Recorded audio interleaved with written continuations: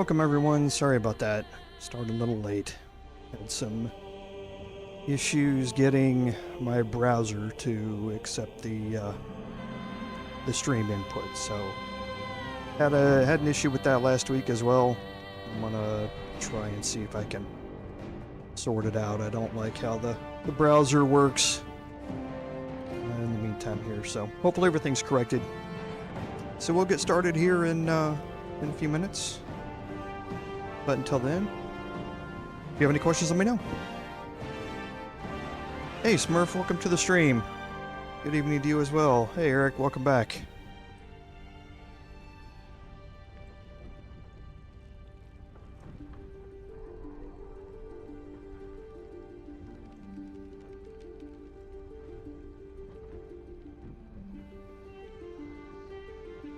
Well, at least it's not too late in the UK over there.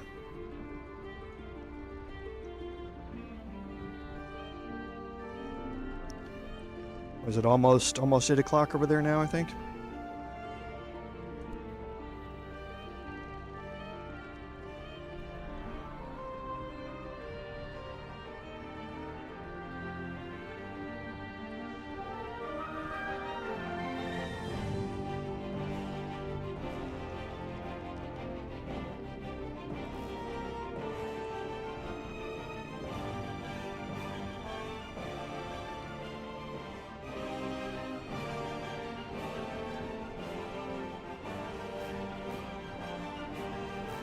Yeah, that's what I figured about 8 o'clock. No worries about the Bard stream. Thanks for watching it later. It was a bit of a learning experience, actually, in a couple of things. A couple of things that I missed on my personal playthrough, and some things that have changed in early access to the full version, so it was interesting.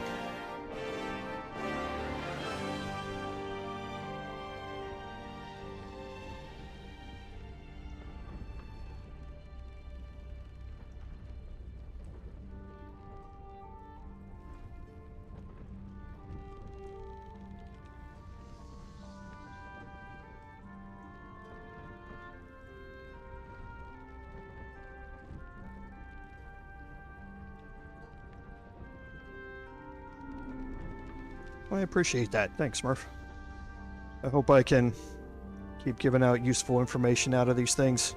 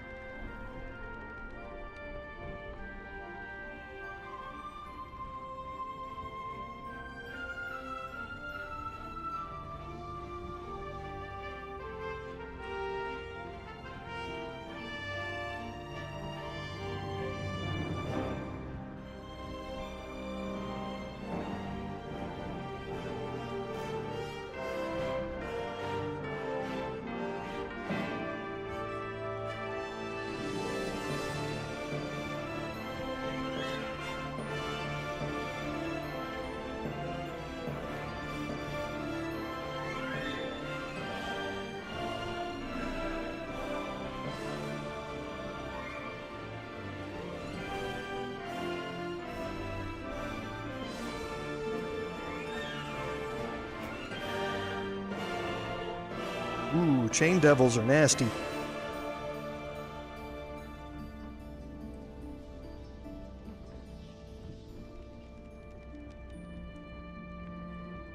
Constitution, wisdom, charisma saving throws. Yeah, they're difficult. I can't remember. Aren't they immune to... Well, I know they're immune to fire, but aren't they immune to poison or force damage or something else that's strange that normally enemies aren't immune to? Something like that.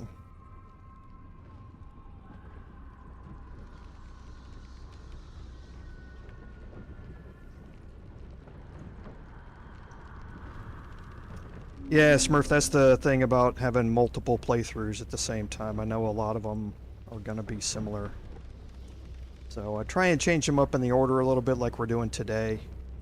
The Bard live stream went a little bit different way into the Underdark than this one is going here, so hopefully it's, you know, not exact replays of each other.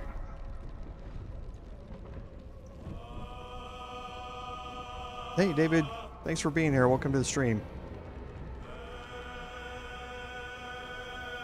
Oh, nice. Yeah, that's what I love about tabletop is the ingenuity that players can come up with. Fire and poison. Yeah, poison. Yeah.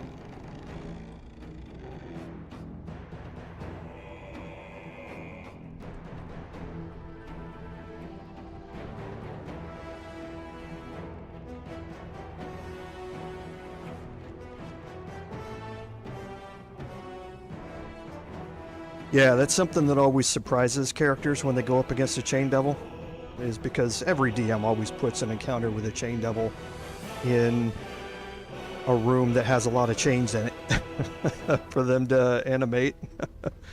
And the grapple nature of the chains is highly underestimated.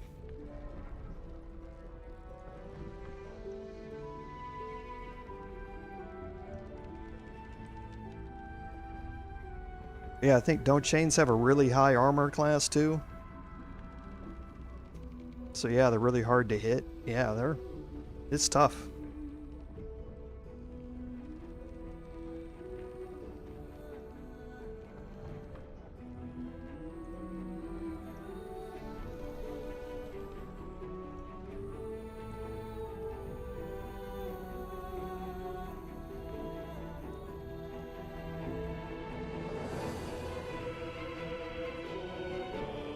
Yeah, AC 20, that's what I thought. I knew they didn't have a lot of hit points, but I knew they were hard to hit. It's been a long time. I'm trying to remember the last time we ran into one. Yeah, it's been a long time.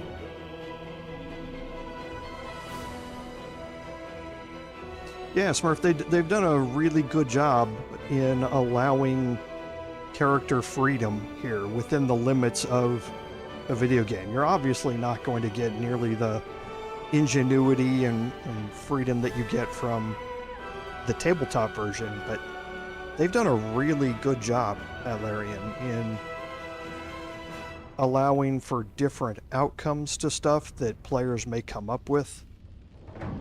And it's a testament to it that all the different ways that people choose to play these encounters, there are very few, or have been very few, you know, game-breaking bugs or discontinuities to come out of it.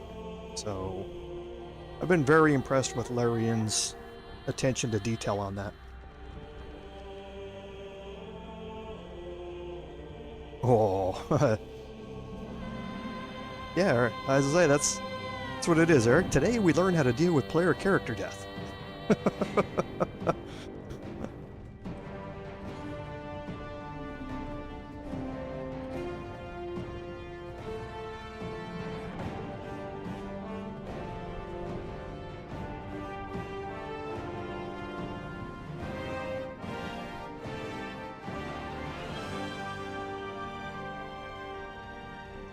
Yeah, player character death is always a funny thing.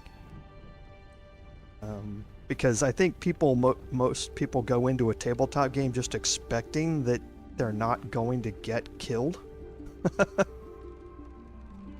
And it's very interesting to see how people react to that.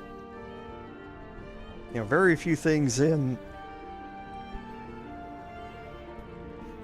games really force you to take that hardcore mode, you know, that all in or nothing type mode, and so there's not a whole lot of experience with it, and then when people are confronted with it in tabletop, it's really interesting to see how they deal with it.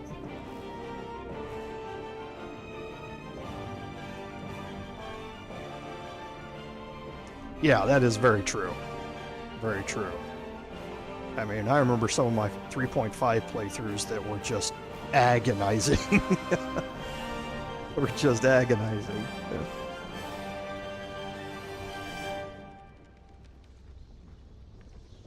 Yeah, David, that's the great thing about it. You know, and that's the same thing about tabletop. No plan ever survives first contact with the enemy. And it's really hard for even a group of players, you know, human players, let alone an individual who's playing a game, to come up with all of the possible permutations or impacts that a choice might have later on down the road. So I will say that Baldur's Gate 3 is a lot more dependent upon previous choices made than a tabletop campaign is. There are always in a campaign choices that your party makes that can influence future events. However, with a video game, you have to have that. That's the way the whole game is scripted, and the whole way that the narrative flows. You have to have things that you do impact future events in a lot of different scenarios. Tabletop isn't nearly that previous decision dependent, because your DM can always adjust things later on to make it so it still is rewarding one way or another. It's really hard to do that here, so you have to have a bunch of branches off of your sacred timeline, so to speak, and that's what makes it fun, is exploring those branches. It really makes it interesting. So, all right, I think we're going to go ahead and get started here.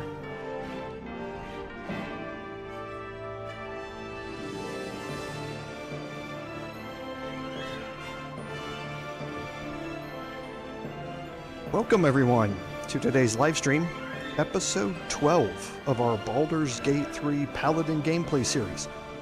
I'm Commander Jorval, and I want to thank you for coming along on our journey today. So, on some admin notes, just exactly what I touched on in the Bard live stream.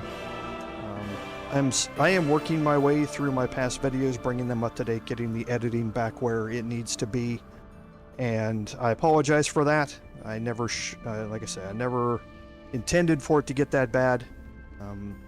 With my house being 99% done, that last 1% is a bit of a struggle to get through, but I am working on it, and this week I'll be all caught up. So thank you all for bearing with me. I apologize the quality hasn't been up to what I have been putting out previously, and I'm determined to fix that. So I appreciate your staying with me through that. So from a recap, at the last live stream, we had finished up the Goblin Camp. We made our way back to camp. We had our party. We had our encounter, you can call it, with Lae'zel that evening. And we had some party conversations the next day. And we left off at our campsite. And that's where we're going to pick up here today, is back at our campsite, and we'll kind of assess where we are, the things that we still need to do in the overworld, and then we will assess the direction that we're going to take. So the last person that we had talked to over here was Will. We had our conversation with him, and everything should be finished up here. Let's just take a look. Yeah, we did get the Blazer of Benevolence from Volo. So let's just quickly check our potion setup. 2, 4, 2, so we can split some more of these.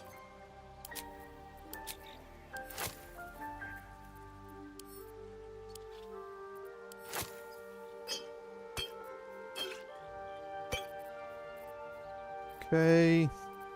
Then we can split some of these.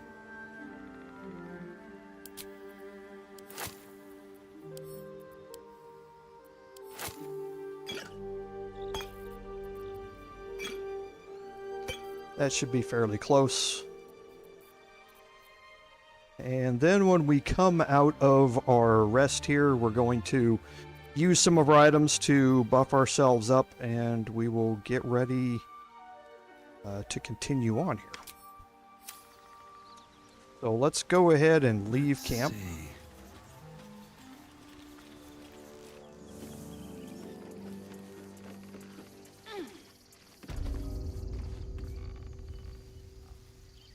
Okay, and now you can see after the party's done, the tieflings have headed out.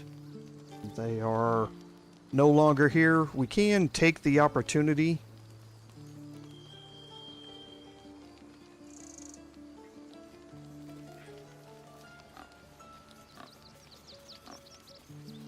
to go looking around. There are some potions and things like that that are available for us to pick up.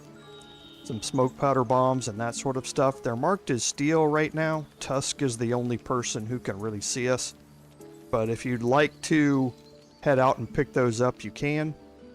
And now the druids have taken back over control of the grove. And the tieflings have headed out. So while we're moving in, let's take a look at our surroundings here. So obviously, from where we started, the overgrown ruins, we've cleared everything out.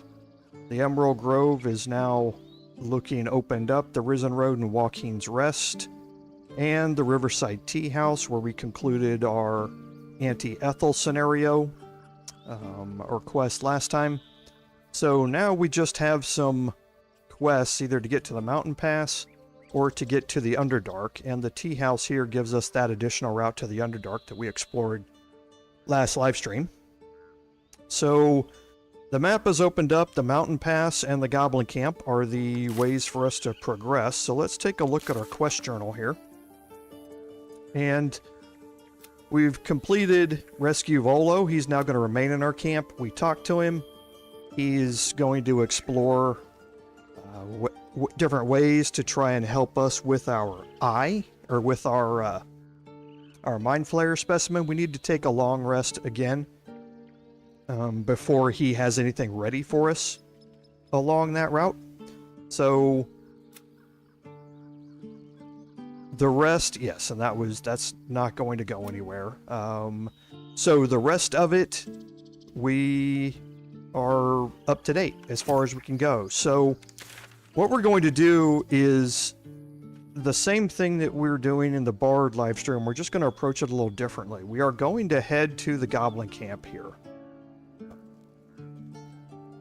And we're going to head into the Underdark. We're just going to kind of take a different path once we've gotten into the Underdark. So first,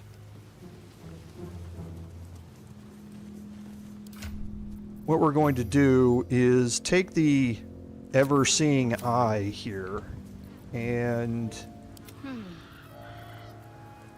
just cast that.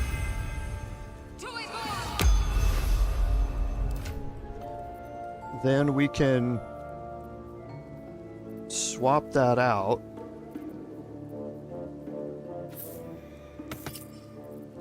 for something that might be better used for us during a combat scenario. And I think after that, we should be ready to go.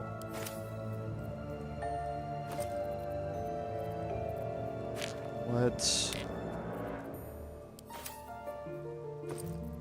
get some of these other things dropped off.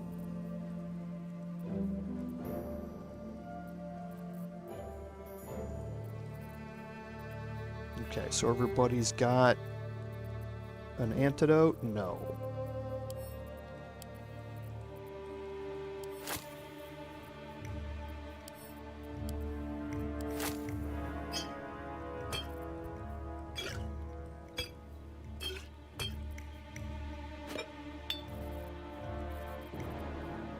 Okay, so that should be good. We do have one basilisk oil on us here.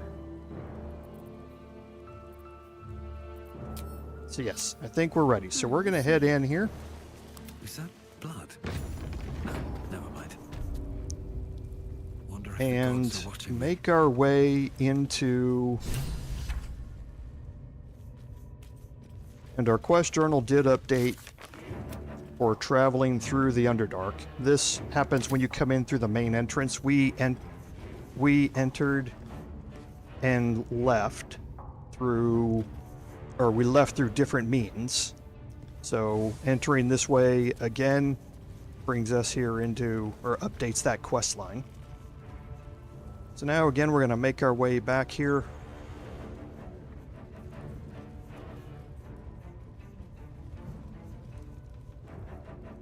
I'll give To it a this shot. door, and I believe we've cleared out the entrance down here. We have.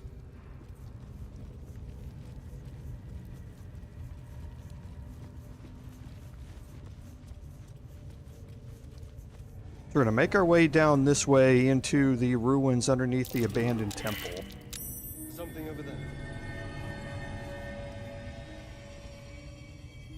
Okay, and again, Rocky Crevice, if you have Druid's Wild Shape or Shapeshift ability to take those, it just allows you to get into these areas by bypassing locked doors and things like that.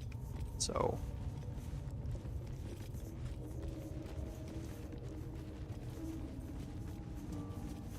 So here we're going to... Looks like these plates on the floor can be turned.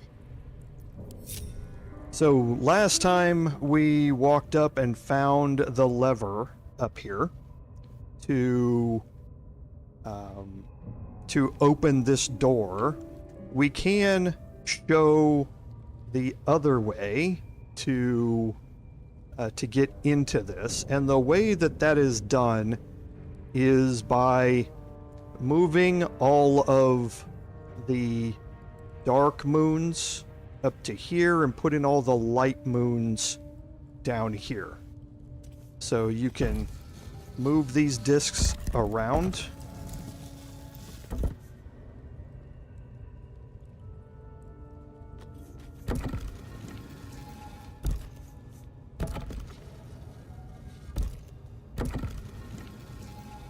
I hope I'm not doing this backward.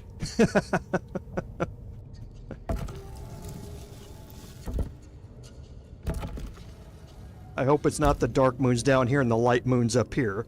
Guess we'll find out.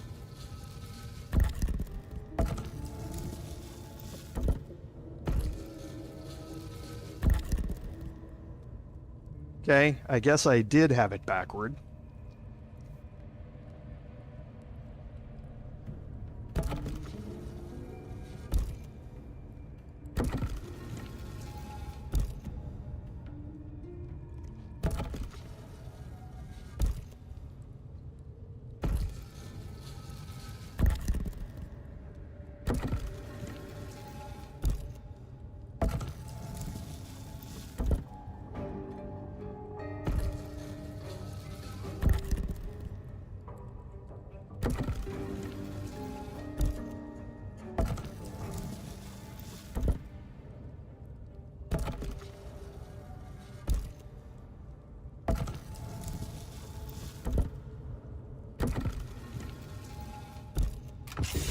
Okay, so I did have it backward.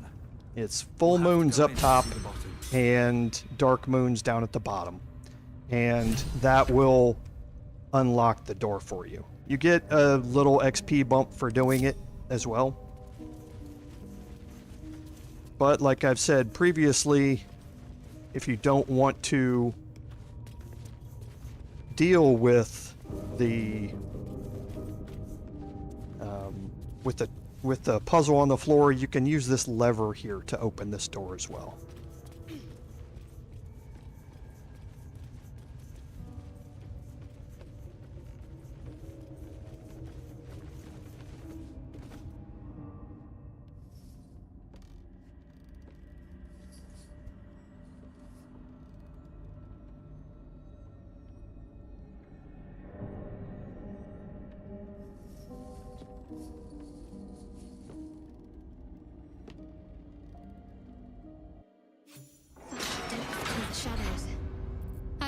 what others say about the Underdark. It's beautiful. Okay, so we end up down here in the Saloonite outpost, and we get an update to find the Night Song here. So we obviously now know that that quest is going to continue on through the Underdark here. So we're going to kind of head around over here and just explore a little bit.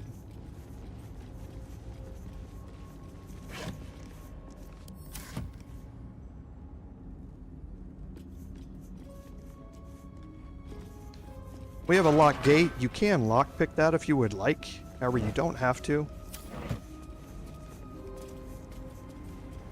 And down here, you definitely want to move in on this side and unlock the waypoint.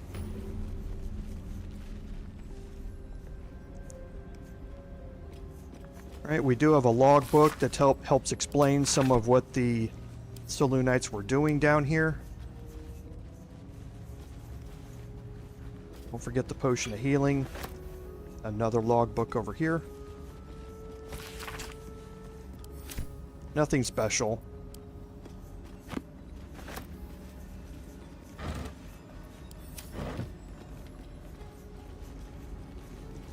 And then out here, there are several items that you can pick up while you're looking around.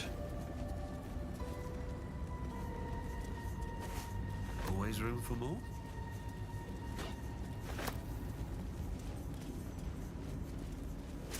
Open up. And some crates that you can search.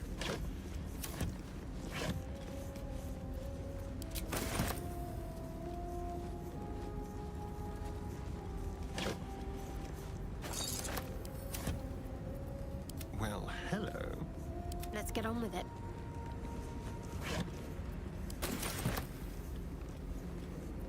Seek and you shall find me. Okay, and let's just clear off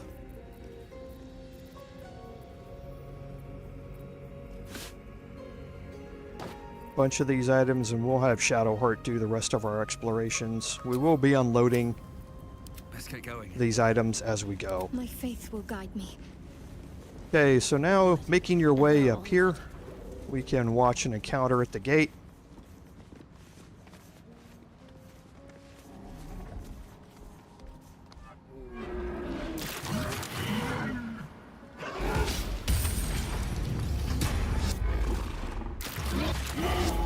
Okay, so the portcullis did take some damage there, but it's still intact, and you can see that it was obviously attacked by the turrets out here.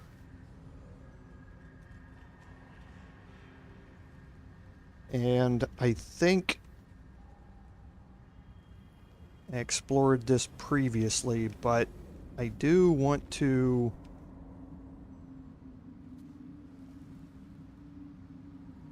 try something else. Okay, so now up here, there's a skeleton on top of the gatehouse here. Might as well take a look.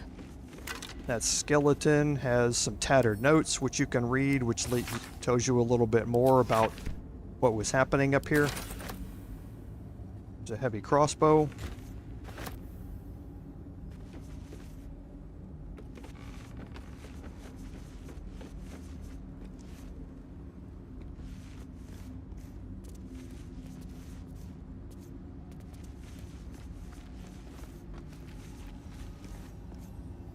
Okay, I did forget to pick up the faded logbook.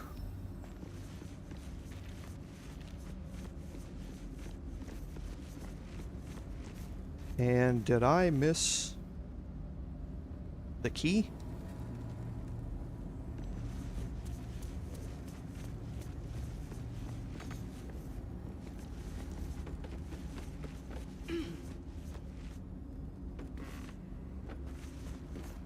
An empty box. If I were a cat, this would be a great find. Okay, so we can group everybody back up.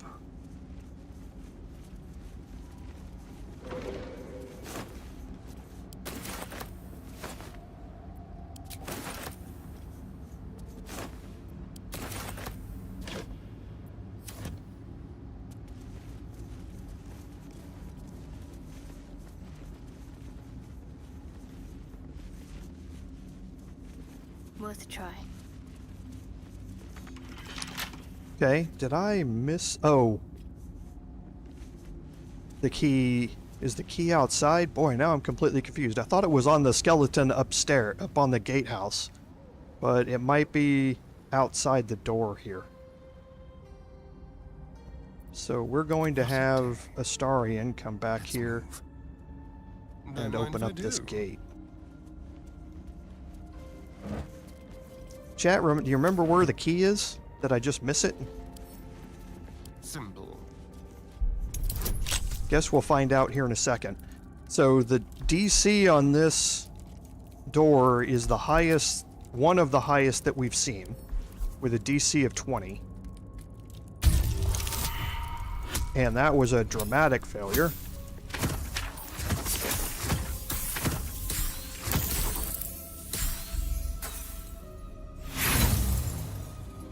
But with lockpicking, you don't have to use inspiration, you can just use thieves' tools.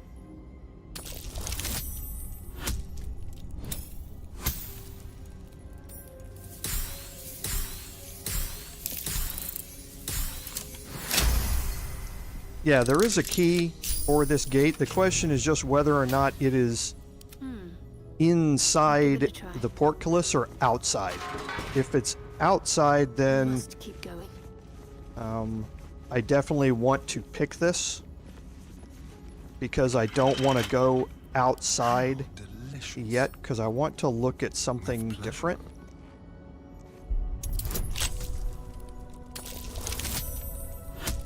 A different way to go out here.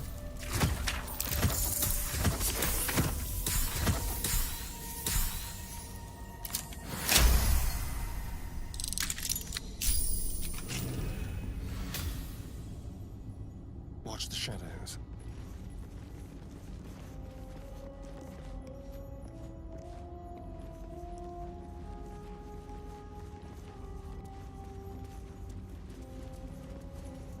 Alright, so I'm going to split my group here, and... Yes?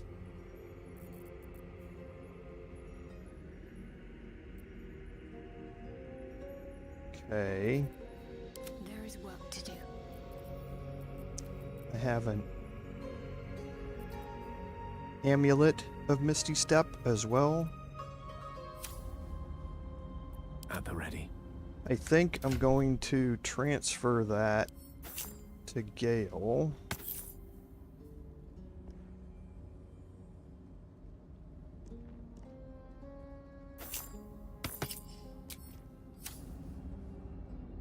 Because I think the only way to get over there is with Gale. Okay, so we've seen this area before. I'm definitely going to get rid of the torch stalk here.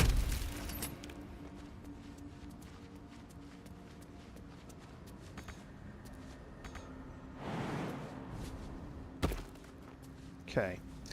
So, out here, we've kind of looked at this before, I think. And whether or not you can make the jump. And with these active, I'm not entirely sure if I move out to here, if I'm going to get attacked by them or not. Might as well go out there and see. But there's another way to get out of here. And that is by misty stepping out here. Okay, so what can that give you? Or what can that do for you? You can move out from here and leave these two turrets active and get the Minotaurs to approach you from here and then close the portcullis and let them take damage from the arcane turrets while you're out here. Now, you don't have to misty step from there necessarily.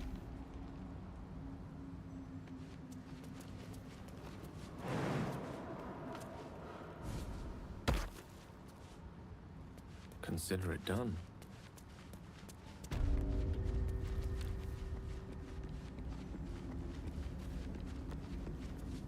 you can come over here and hit this lever.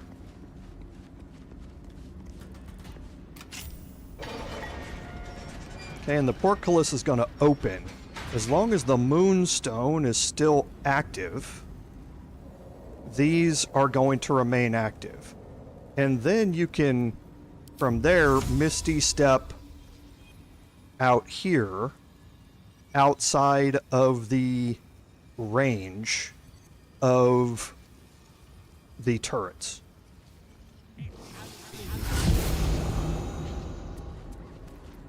Okay, now when you get out here, what we definitely want to do is to bring everybody up to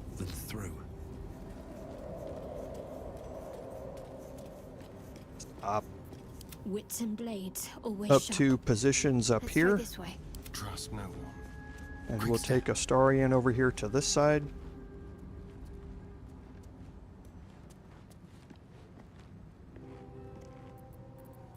Put him into hiding. Do the same thing with Shadowheart. And we're actually going to move At the ready. our Paladin down here.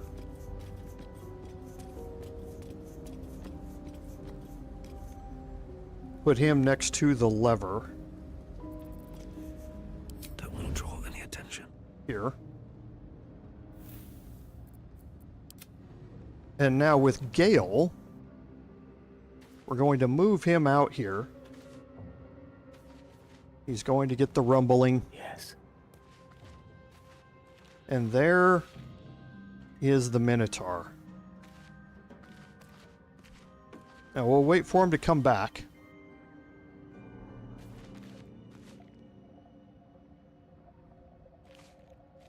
Because once we attack the Minotaurs are going to be surprised. So they are going to... We're going to have a free action. So it doesn't matter really where we roll in initiative. We're going to be able to move away with Gale. And we want to move as far away as we can with Gale. Because remember, they can jump a long ways.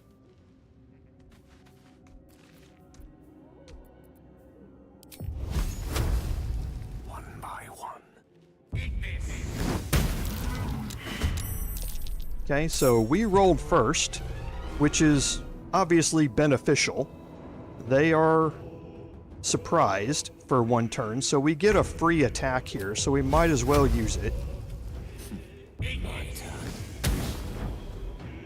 Okay, and now we're going to start moving backward toward the gate again. Swiftly now.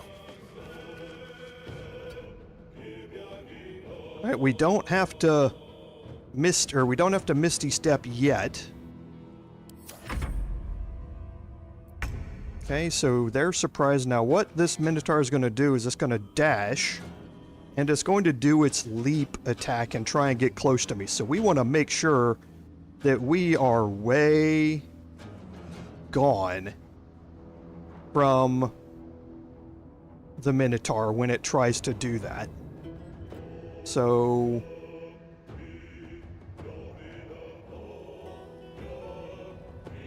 trying to think how I want to plan this as well. If I can get to here, that's 9 meters. 18 would get me to here. From there, I don't know if I'll be able to Misty Step in there or not. We'll see.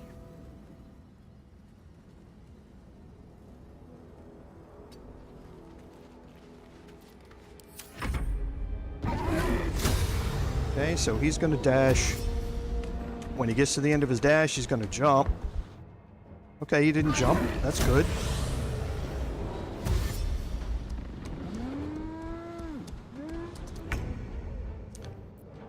Alright, so now I can get up to here. The turrets are now in range here. But now I can Misty Step.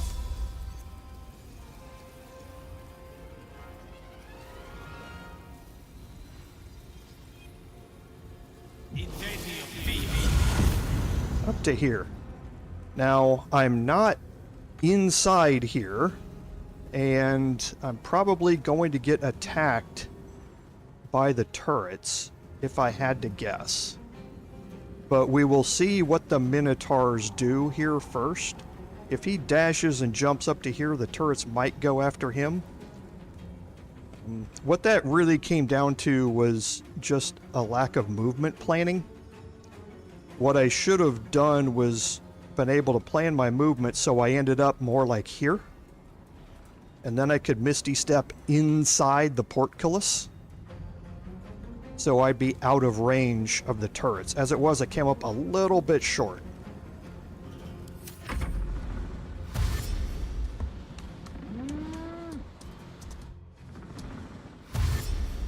So I'm probably going to get attacked by the turrets, but we'll see. If they get... Okay, so they didn't get a turn that time, which worked out perfect. So now I can move in here with Gale. And I can actually dash with Gale. Let me make sure I can do that before I do it. Does this count as adventuring? So yeah, the detection cone is still way down there. So yes, I can dash with Gale. Tale for the ages. In striking distance. Get him all the way in here, and then I can go up and trigger the lever. The portcullis is going to come back up. Breathe deep and move.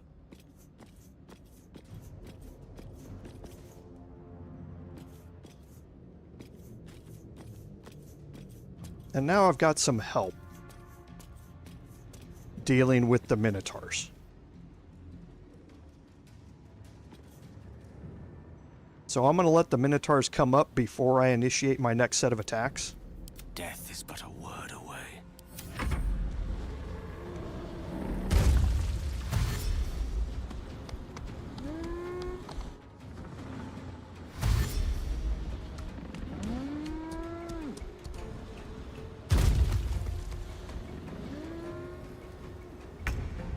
Okay, they didn't attack the Minotaurs. Interesting. I haven't had that happen before. They're able to see them. This one might be out of range, but this one's definitely not. Unless... No, I'm not entirely sure why it's like that. Or I'm lost. So let's start off as we always do with the sneak attack with the Starian.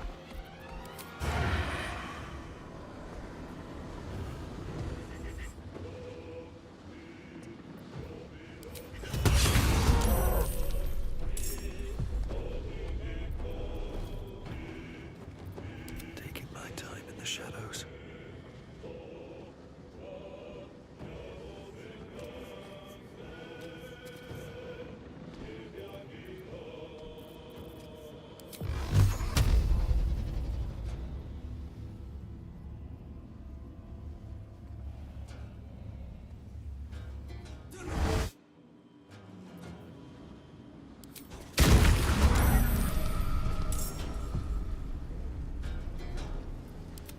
Survive this.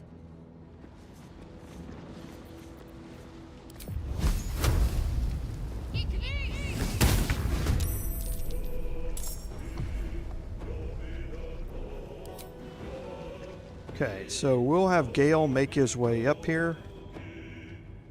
And again, at this point, he can dash. He's not going to be able to get an attack anywhere else. So we'll just move him up here to await his next turn.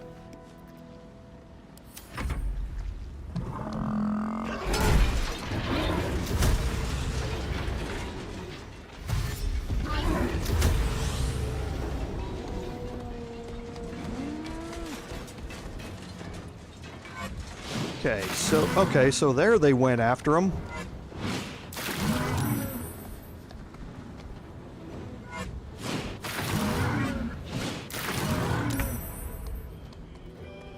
Okay, I have no idea why they didn't do that last turn. The portcullis would have still been there if they'd have done that last turn. So that was a little odd. So let's get a sneak attack on the Minotaur here.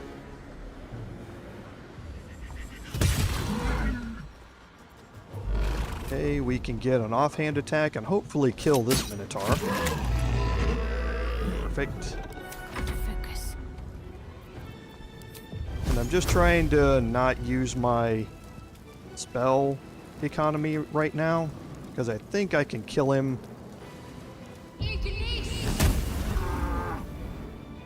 without too much trouble. Battle of wits.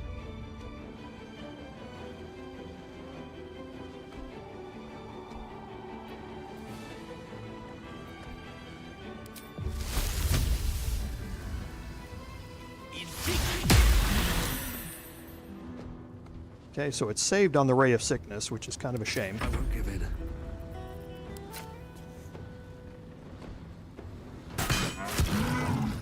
Okay, it's been baned. That's really good. Now we'll end our turn. He's going to dash and move around towards us. You knew that was coming, but it didn't cause us any damage or anything like that, so we should be good. Time to push my luck again.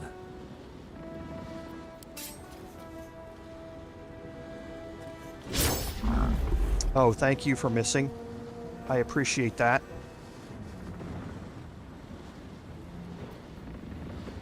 What should I do? He had advantage on that roll, too.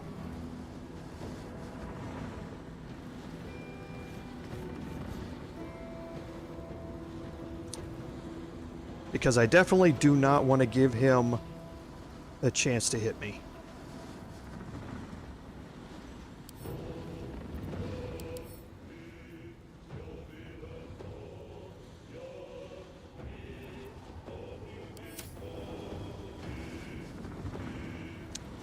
Let's see if he's kind of around the corner there, but I might be able to get... Time for a cull.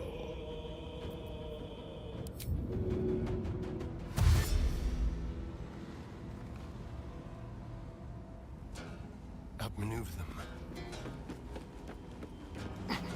Astarian over here. I can.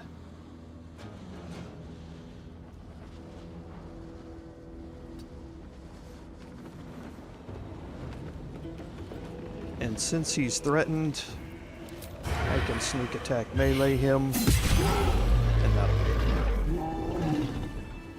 Alright, so a little more complicated than I thought, but still very safe at the end of the day. I did expect these two turrets to attack him on that previous turn. And if that would have been the case, then the next Minotaur would have dashed up here. It would have ended up right where it was. It would have taken 2 more attacks from each of them, and then it would have taken down the portcullis and then taken 2 more attacks from it. So that would have been the best outcome to have.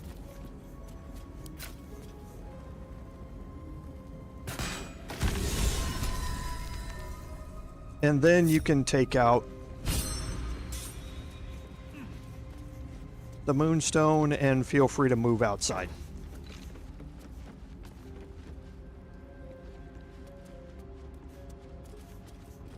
And we didn't use up any of our action economy from our spells or anything like that.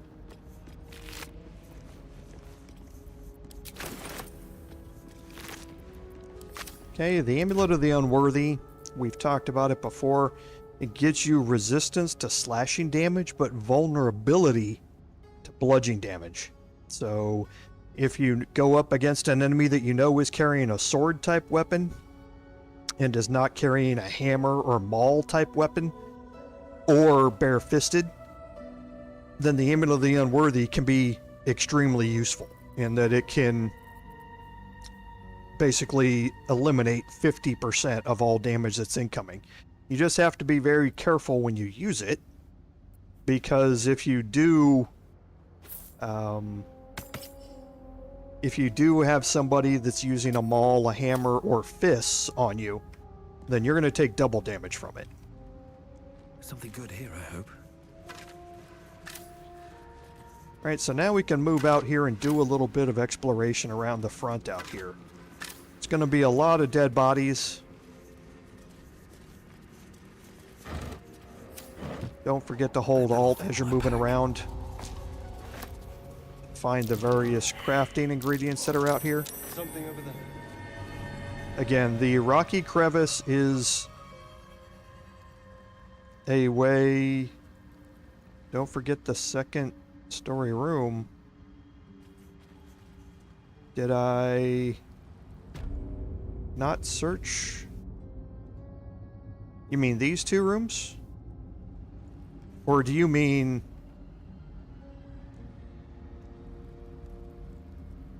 one of these rooms?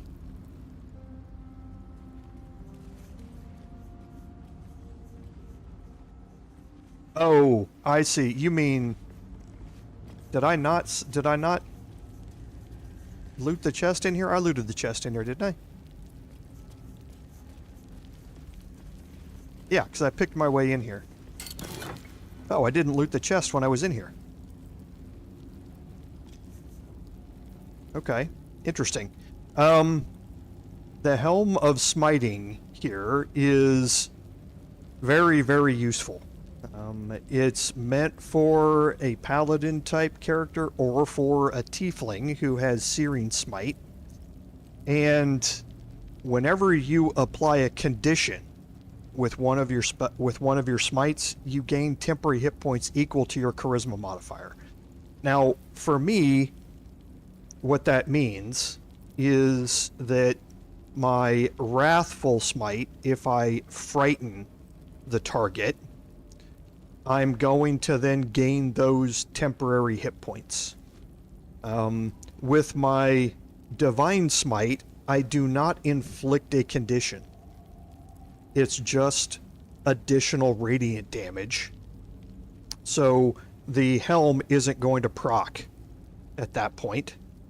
So what will proc it is Wrathful Smite. So if you've depended upon which smite you have chosen, which smite spell you have chosen, or if you're a Tiefling and you gained Searing Smite, the helm can gain you temporary hit points equal to your charisma modifier, and my charisma modifier is now +4, so I would gain +4 additional temporary hit points from that whenever I proc it utilizing Wrathful Smite. So something to keep in mind here, and yeah, you're talking about this over here. Don't touch me. I wonder what the next move is.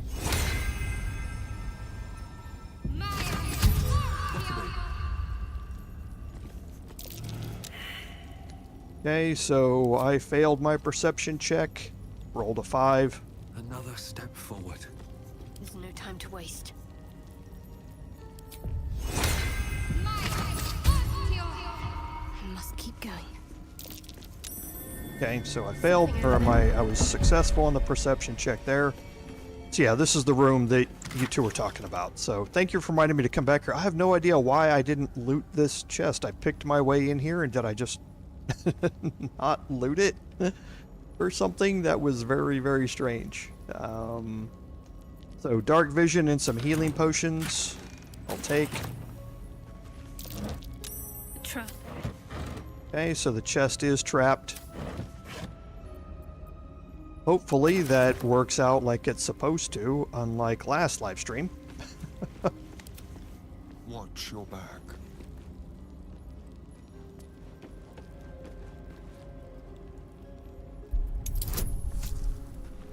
Okay, so a DC of 15 shouldn't be an issue.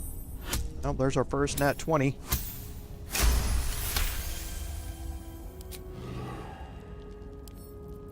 Let's crack it open.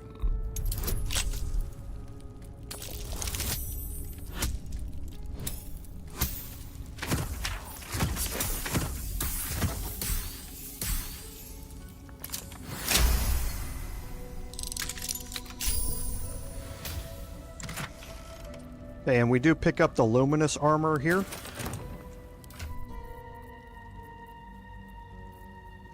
So the luminous armor has a radiant shockwave. So whenever the wearer deals radiant damage, they cause a radiant shockwave.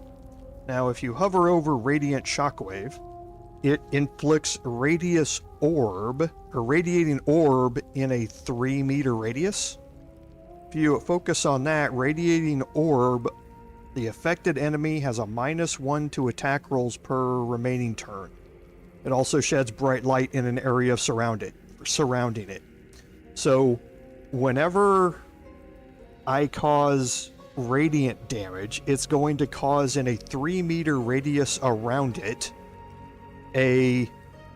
all the enemies that are in that area to have a -1 to their attack rolls. Right? So, can be very interesting for a 15 armor class with the chain shirt here. What this would do for A long way to go. Shadowheart is, remember, her Sacred Flame cantrip does radiant damage. Guiding Bolt does radiant damage. It would also be useful for my Paladin for Divine Smite, which does radiant damage. However, I don't necessarily want to give up 2 armor class to be able to wear it. Whereas with Shadowheart wearing it, I'm going to lose the -1 slashing damage and the +1 to dexterity saving throws and checks, but I'm going to gain the Radiant Shockwave ability, which can be very useful, especially if I take my frontline Paladin and put him into a situation where he's surrounded by enemies. I can then cast either Guiding Bolt or my cantrip, and whenever I cause that radiant damage, everyone around the Paladin in that radius is going to have now a -1 to their attack rolls. And yes, just like Eric said, there are other spells that Next. that I don't have right now. I told you previously that my next, or coming up, I was going to be shifting out of certain spells to put Spirit Guardians in. Spirit Guardians also causes radiant damage. So whenever that happens, I can then move around the battlefield with radiant damage being caused by the Spirit Guardians around me and causing radiant shockwaves wherever I go. So it's going to be very useful for her. I'm certainly going to dye it because it looks like hammered crap. But a very useful piece of armor to have for a cleric, or like I say, if you're going for more of either a dex-based paladin or something like that that's going to be focused on medium armor instead of heavy armor, then it could be very useful for a paladin type as well. So Have a lot on my mind and, well... Alright, so now we're going to move out here and do exploring for real this time. And we're going to have Shadowheart do the This exploring. way.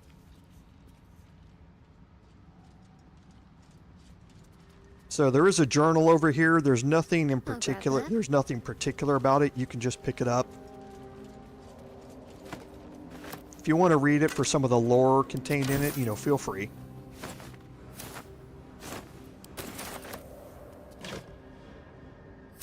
Worth a rummage?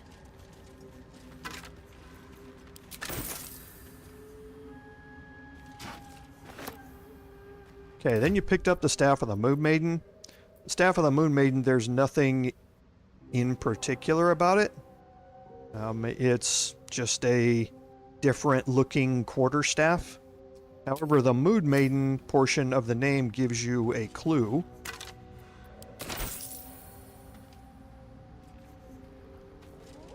As to who these dead bodies are.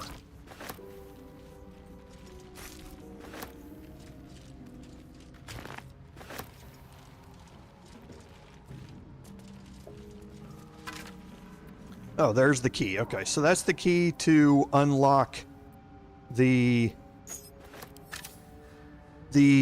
door that we picked to get into the room up there.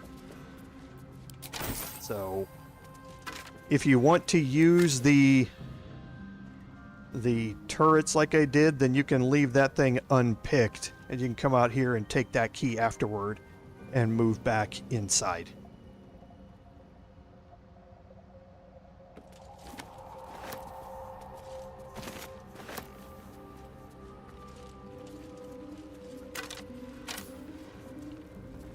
Okay, here comes the rumbling.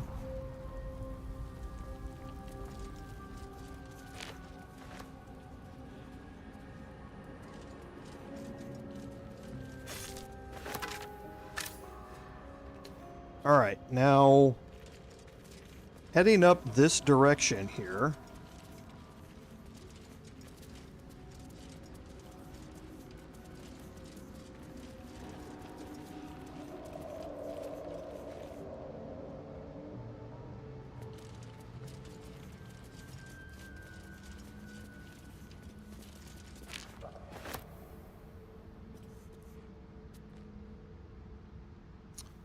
We're going to do a couple of things first. Try and pick up some nightlight prawns here.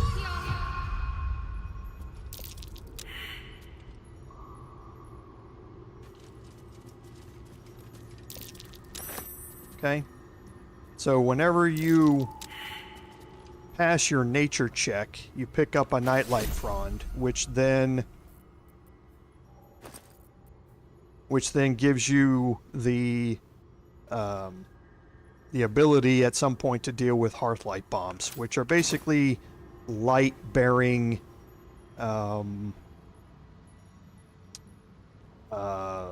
well, they're things that you can throw that then will illuminate an area. So, again, can be very, very useful. So, now we're going to deal with Phalar Aluve. We've talked about this in our Bard live stream. However, a couple of things to remember about this encounter here. If you have a drow or an Elestray cleric, then this is going to be incredibly easy to pull this out of here. If you don't, then your highest strength character is going to be the one that you want to use. And Shadowheart has our highest strength. Remember, we respect out of strength and put it into charisma last live stream. So our highest strength character is Shadowheart with a +3. The other thing to have, if you don't have either of those, is somebody with a religion check. And here it's either going to, this is intelligence based, so it's either going to be Gale or Shadowheart who has proficiency in it. That's why she has the bonus in it here. Astarion also has it, so with Shadowheart here, I think we're going to get the best options to be able to deal with this here, because we definitely want it. A slender drow blade impales the stone before you, keeping a silent vigil. Okay, so we have two checks here. Our strength is going to be +1, and the religion is going to be +3. So we're going to, the DC for these is 15. We can add in guidance, and this is going to get us to just about a 50-50 shot here at the minimum. Okay, wow. Did well.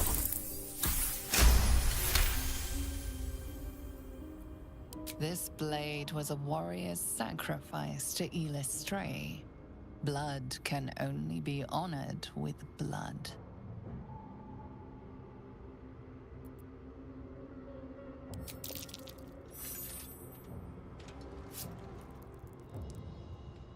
The drow script inscribed on the blade flickers and glows. It rises from the stone, hanging in the air in silent offering. Okay, so that gives her an inspiration. Obviously, anything religion-based like that's going to. It leaves a nice blood puddle here on the ground to let you know that you did sacrifice to get it. And we picked up the Phalar Aluve. Now, we'll go through this quickly again. The Phalar Aluve is a longsword, which is, given the trait, it is +1. It does have performance +1 as well, which is good for a bardish type character. But it also comes with the Phalar Aluve melody, and this causes the sword to either sing or shriek, once per short rest. When you sing, all allies have a 1d4 bonus to attack rolls and charisma, wisdom, and intelligence saving throws. So it's like a version of Bless with different effects, so to speak. If you cause it to shriek, then all enemies within a 6-meter range have a 1d4 penalty to charisma, wisdom, and intelligence saving throws. And affected creatures receive an additional 1d4 thunder damage. So it can be either offensive or defensive here, depending upon how you want to play it. But either way, it either gives you an impressive bonus to hit or an impressive negative on the enemy to hit against you. So having this and having the ability to use it either offensively on enemies or preemptively, maybe before you go into battle as a buff for your party, can be very, very useful. And we had been using the Sparky points here as a way to gain lightning charges to help us cause additional damage with our lightning charges. However, it is probably now time to change that out, so that now we have an option of being able to sing or shriek with this thing wherever we go or whenever we get into combat. It is a finesse weapon here, which means it can also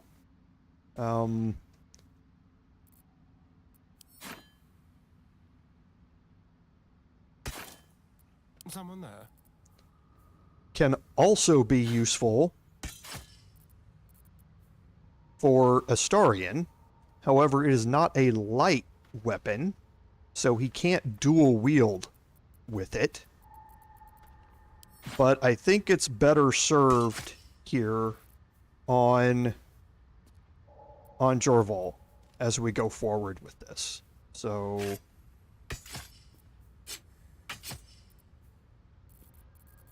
yeah, we're going to get an upgrade in damage here, plus we're going to get the ability to either buff or damage the enemies around us with it. And that's very true, Eric. Being able to get a sneak attack melee with Phalar Aluve is certainly very good. With him wielding it single-handedly, because it is a versatile weapon, it turns from, it stays as a 1d10 weapon here, as opposed to a 1d8, which I'm going to be getting wielding it with a shield. So this would be one of the, or it would be the highest damage backstabbing weapons that's dex-based that Astarion can utilize. which is great.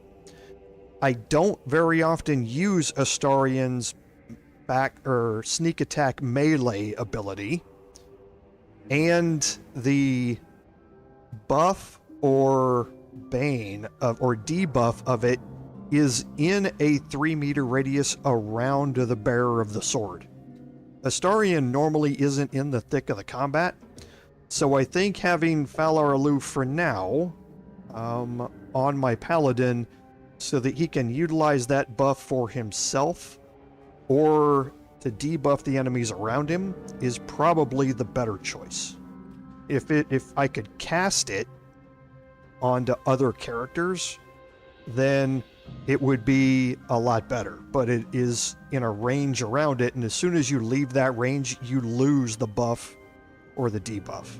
So I think for now, this is probably the best place for it. But yes, you're absolutely right. From a melee sneak attack standpoint, Phalar Aluve would be very, very useful for Astarian. And we may end up changing it back there as we get different weapons for our Paladin here. We also we're going to lose some movement ability here with our haste helm, because we do want to change this out to the helmet of smiting. So we are going to lose some movement speed because we're not going to have momentum for 3 turns anymore whenever we start combat. But I think we can overcome all of that. And besides, it does look quite a bit cooler. So he looks like a thing now. No one stopped me yet. So now we'll go over here and we'll pick up the swarming toadstool. And we can start making our way down. My step.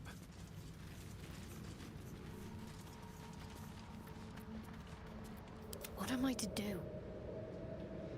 And what might you be hiding? What?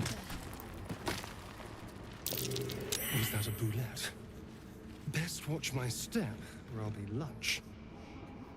Okay, so this is not... Yes, I'm definitely going to packbind it.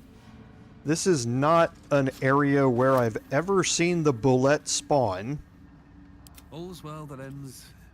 You do definitely get the knockdown thing and the rumbling that happens around here, but I have never seen this spawn, or the Bulette spawn here. It would be my luck that this is when it happens, but...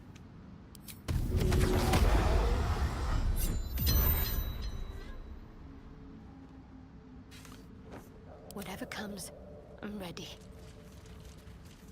I normally want to control where I meet the Bulette. There's a specific location that I like to meet the Bulette, and it's down here. But we will go through this and see if we're going to end up working it out to be that way this time or not. So, a couple of different ways we can go here. They both lead us to the same place.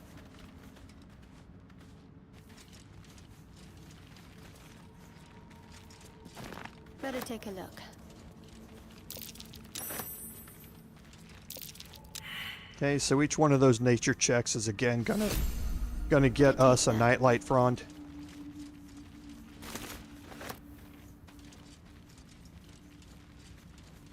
Going to be a chasm creeper up here.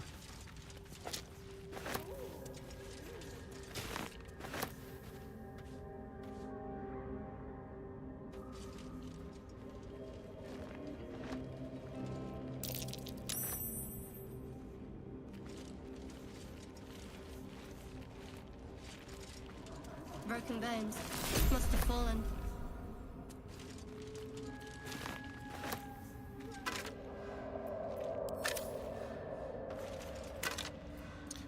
Yeah, there are random chances to have the Bulette spawn at certain locations. There are also guaranteed spawns of the Bulette. And I've run into both. This area down here is another guaranteed spawn. However, when you're doing that, you definitely do not want to jump from here over to here to spawn the Bulette. When the Bulette spawns here, it comes down from here underground and pops out above ground here. If you've got your characters bunched up here, as soon as it pops up, it can throw you back from it and has a very high chance of knocking your characters into the chasm here. So if you're going to spawn it here, you need to come down from this direction. And then it spawns and it's facing away from you. And you can, you know, make your approaches from an area where it's not in, you're not in its detection cone. So that may be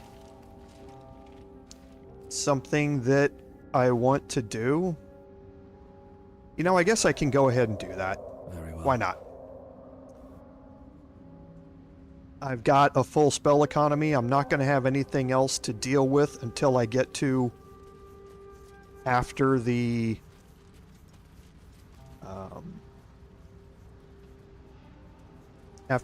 colony. So let's go ahead and move down here. Now I am going to known to cause confusion. break my group Let's here. not get too close.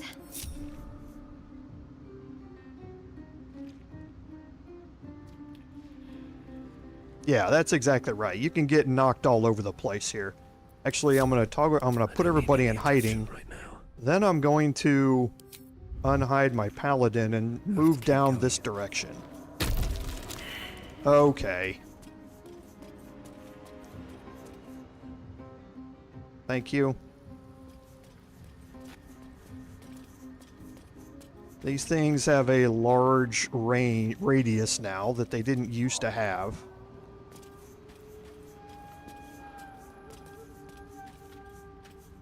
Okay, so this is why you get the autosave. Because the game knows it's about to mess with you. And see, that's that leap that it talks about. When it comes up, it leaps, and anybody within a large radius around here is going to get knocked backward when it lands. And almost every character that's standing here has a direct path away from the center of it that will knock you into a chasm. I had 3 party members die when they failed their strength saving throws here, trying to, or when the Bulette attacked. So it was horrible.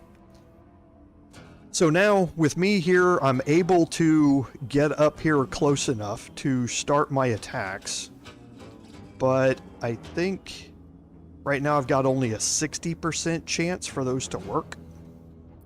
My faith protects me. So let's bring Shadowheart down here. And again, you want to be cognizant of what the Bulette can do, because it can do its deadly leap again back this way and again knock everybody backwards. So you want to make sure that you're not standing over here near the edges around the chasm or anything. You want to move yourself into positions where you're not going to get knocked off this thing.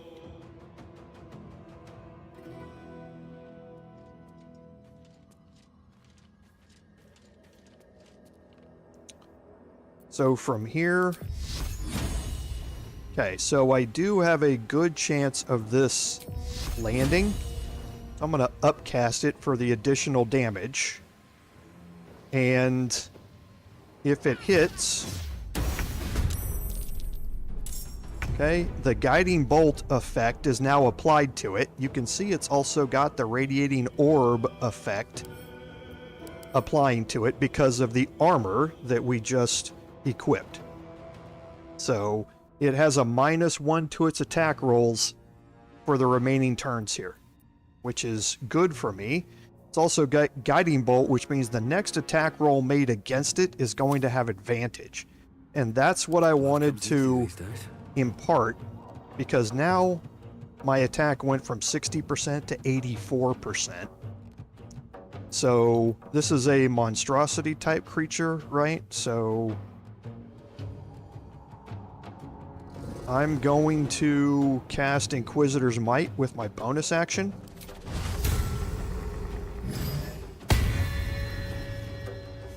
And I am going to move up here, and hopefully all of these are still ask. Yes.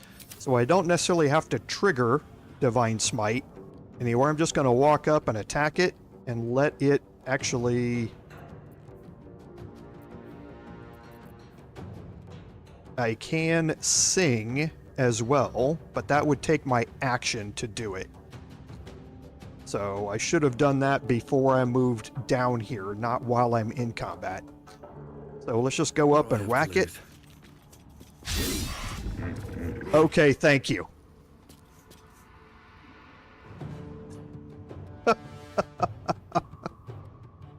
Oh.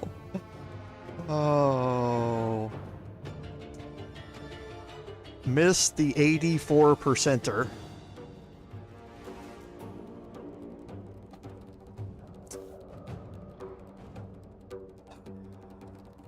The highest die roll out of both die rolls that I made was a 7. Okay.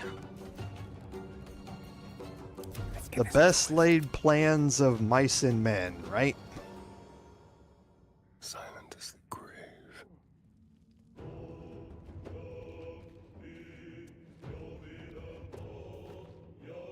Okay, so I'm in hiding here. It's still got Radiating Orb, so this is just out of range. Yeah, it's still outside normal range.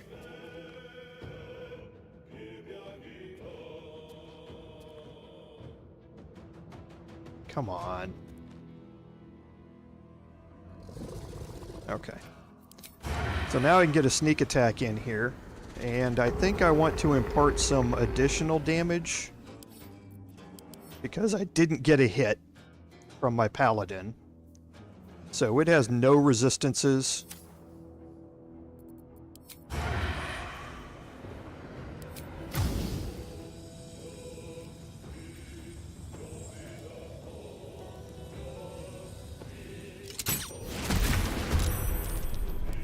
We'll add sneak attack to that. Rather stand tall. With haste.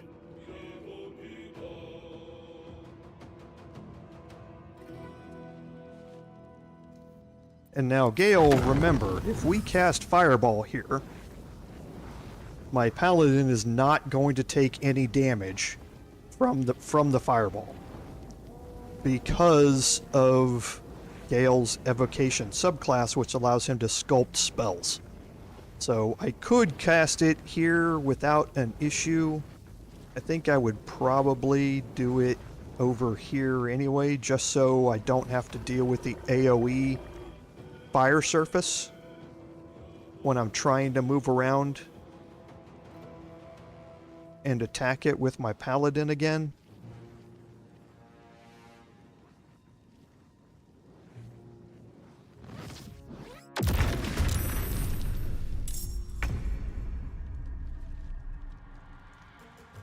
Okay, so looks like the AoE surface went out really quick. Oh no, it's still there. Yeah. Alright. No. So nothing else I can do here.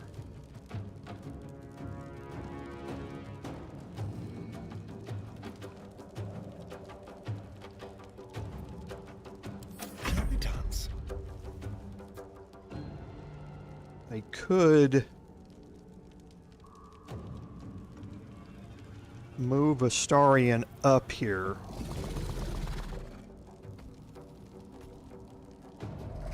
Astarion might take a heap of damage out of this, because his armor class is only 15. But it would give the Bulette another negative to his attack rolls. So if I jump him... Nope, I can't do that because I need the bonus action to be able to bite. So let's wait and see what he does. I'll just make another offhand attack here.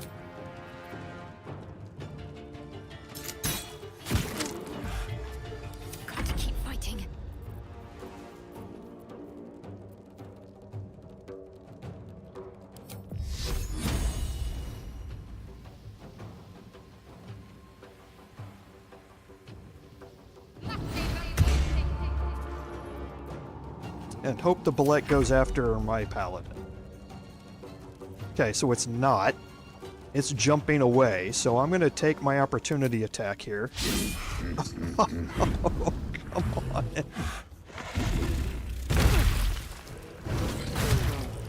Okay, so I would like for my Paladin to actually do some damage here, maybe. Can't give up.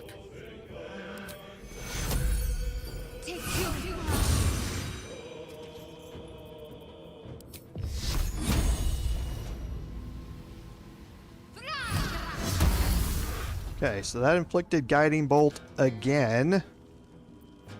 Come on, can't stay So idle. now, are we going to make an attack land here, please? Death won't take me yet. Alright, thank you. So, made an attack land. I'm going to use one of my Warlock spell slots at level 2 for Divine Smite.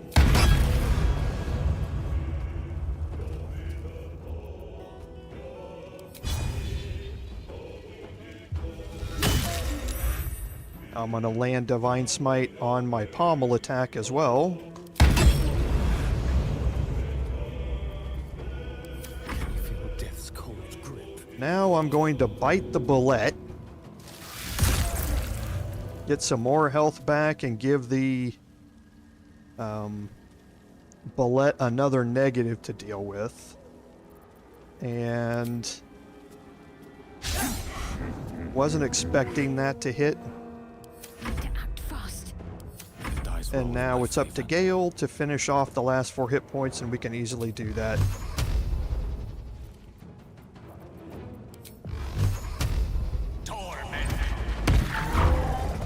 Alright, it shouldn't have been that hard. My Paladin was supposed to land that big set of attacks it did right off the bat, instead of just missing everything. But it is what it is. So now, again, we're out of Divine Smites, but we can use a short rest to get those back. Time to see what new horrors waiting for us.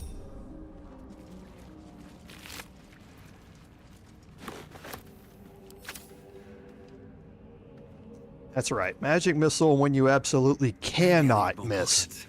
Not just don't want to, but when you actively cannot miss, that is your go-to. So it is one of those things that is so useful. Time to press ahead. And you know, I haven't been looking.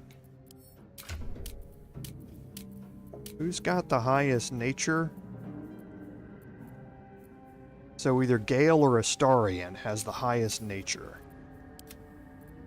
Ready and willing.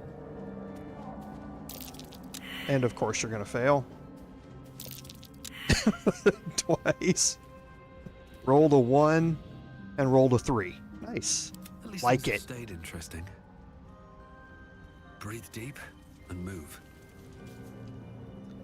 Alright, so now we end up down here in this area. And this area is the same area that you get to from over there. So we can make our way back up here.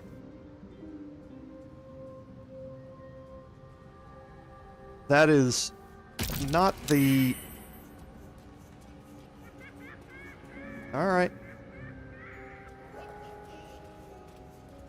That's not the best area for the Bulette to have died, but for my future plans for the Bulette, but we'll make do. No time to dally.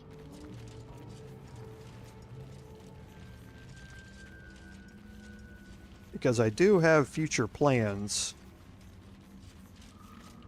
for the Bulette here.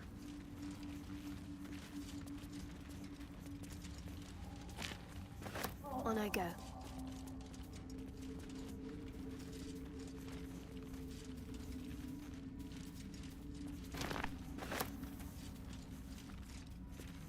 What do we have here?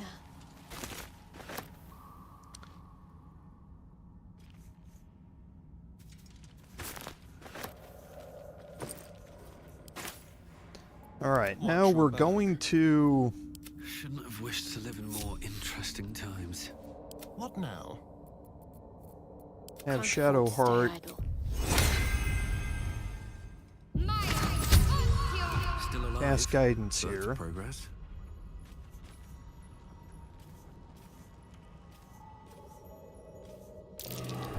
Trap. Okay, so we Be found cautious. that one. What path lies before me? I'm ready. Whatever it takes. What a day.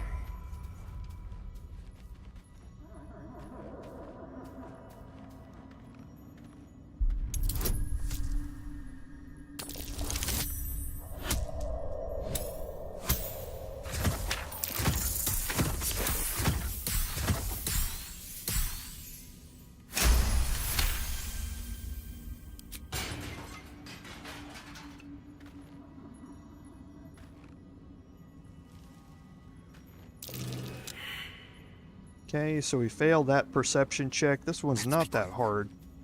What's next, I wonder? Can't give up now. Don't waste a step. Step carefully. There's a trap.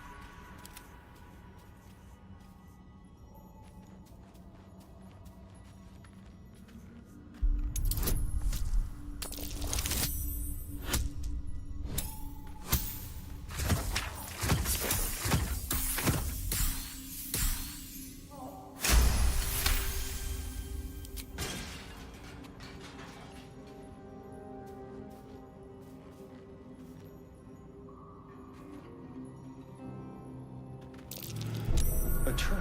That's what happened last time, is I forgot that there's a third mine here. This time I remembered.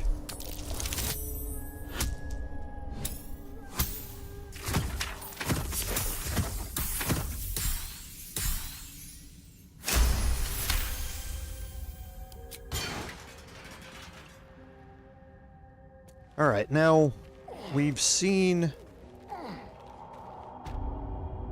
this area before, up here. This is the Let's go. storeroom for the Zentarum. We've already... Oh, we didn't pick up the Chasm Creeper over here, though. We've already searched this area, hence all of the empty chests. We found this by sneaking into through their illusionary wall upstairs in the Zentrum hideout under Joaquin's Rest. So the 3 different ways to make it into the Underdark here are through the Goblin Camp, through Joaquin's Rest and the Zentrum hideout, and through the tea house, through the illusionary wall in Auntie Ethel's lair. So there are multiple different ways, just like there was with the Whispering Depths, multiple different ways to enter I'm ready. the I found Underdark. something useful. And they all have their advantages and disadvantages to go I must along keep with them. going.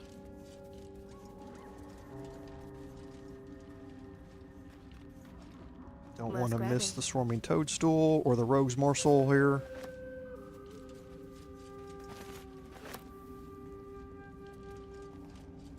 Oh yes, and I forgot the multiple chasms that you can featherfall jump into to land in the Underdark as well.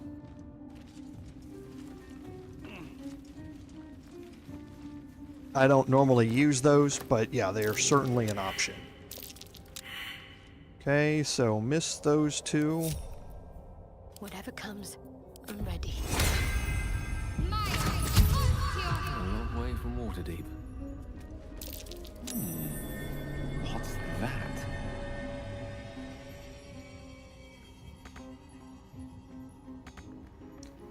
Okay.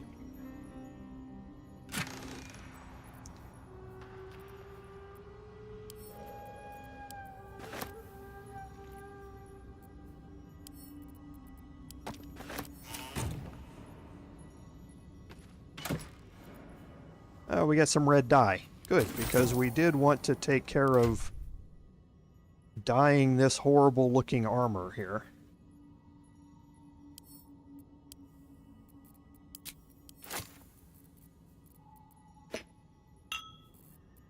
I'm ready.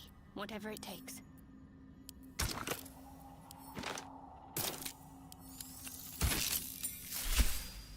Doesn't really make it look a whole lot better.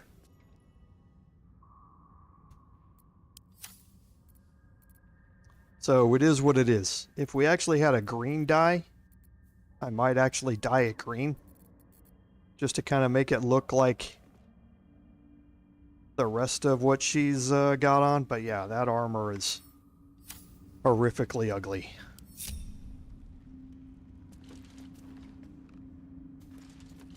Okay, let's try not to get within range of the Timask again. Oh, look at how huge that triggering radius is. That's obscene. Obscene. That thing triggers all the way across the map.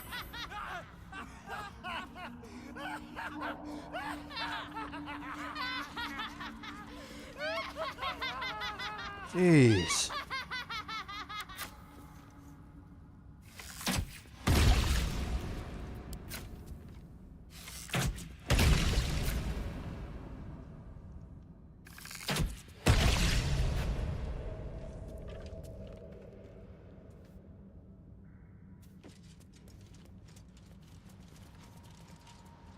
Alright, so now you can start to see, get your first glimpse of the entrance to the Myconid Colony. And this is the direction that we're going to go.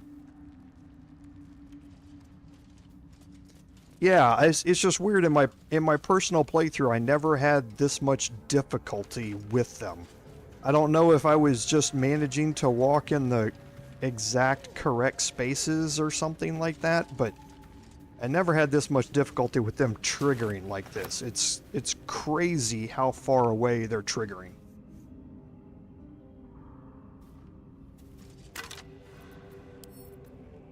Nope. I wanted to send that to Gale, not to camp. We'll have to pick it up later.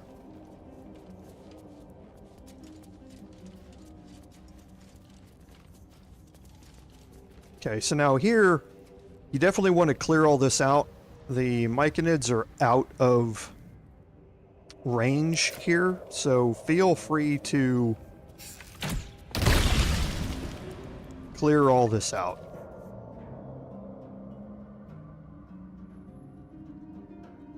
Timask and torch stalks. Hell of a combination. Get confused by one, blown up by the other.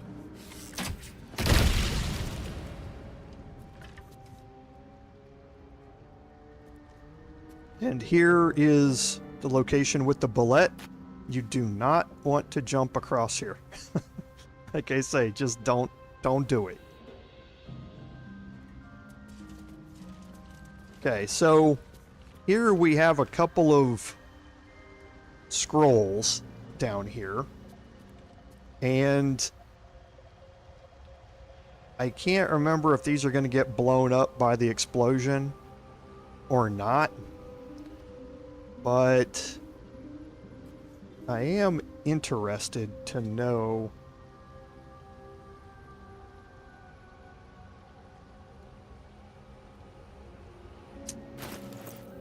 I'm going to think a little bit. You have my attention. Outside the box here and try something. I don't know how torch stalks interact with water.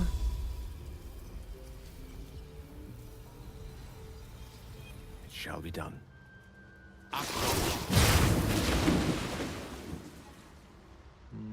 That way. Okay, so they don't do anything.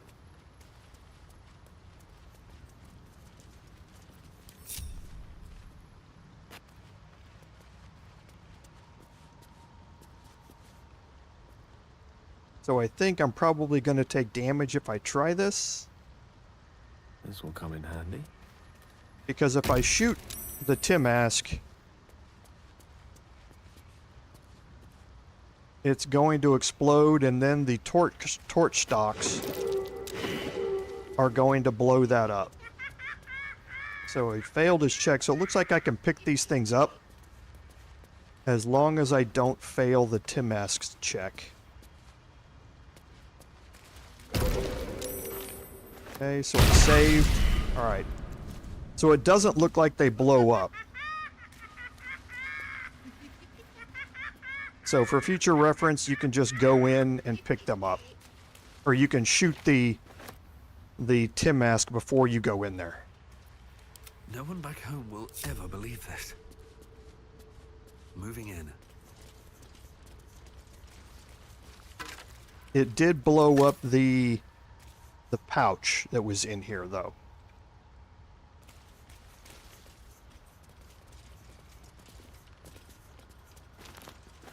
Okay, so we're going to make our way down here just a little bit before we go in.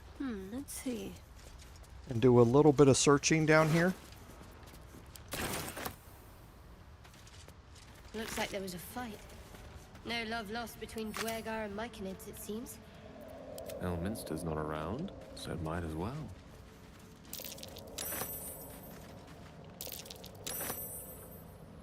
My faith protects me. Just check for anything useful. Let me work my magic. Yes, of course.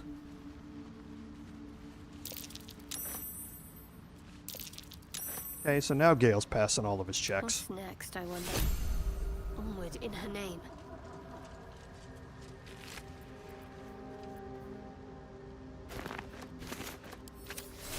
Okay, so that gets us some crafting ingredients for poison grenades.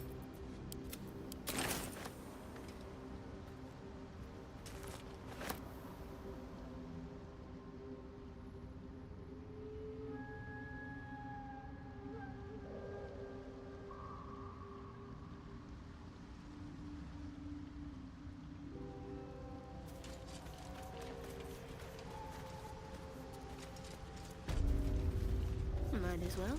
We're not going to enter the decrepit village here. We're just going to move around the outside of it. A camp. Looks like it's been sitting empty a while.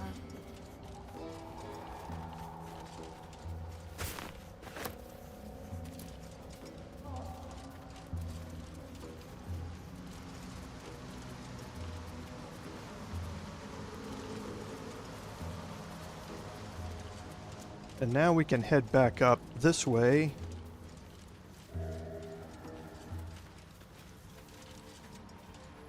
And head back into the Myconid camp. For this, I definitely want to take my Paladin in first.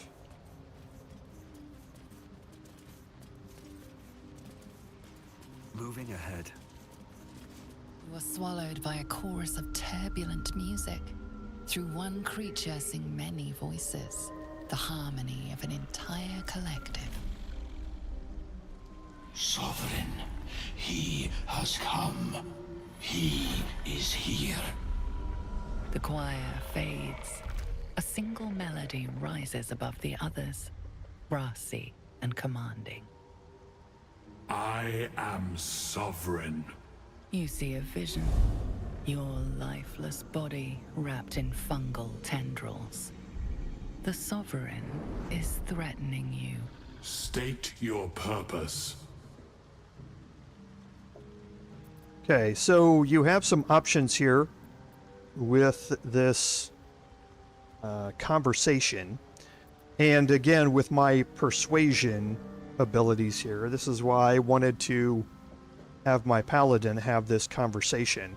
You can have a high wisdom character also, so Shadowheart could come in here and try an insight check. But with persuasion, with the +3 from favorable beginnings and the persuasion proficiency, it's a no-brainer on what I'm going to be going through here. However, you can avoid all of these by just asking for treatment. The DC here on this persuasion check is only 5. So I can only fail it with a 1.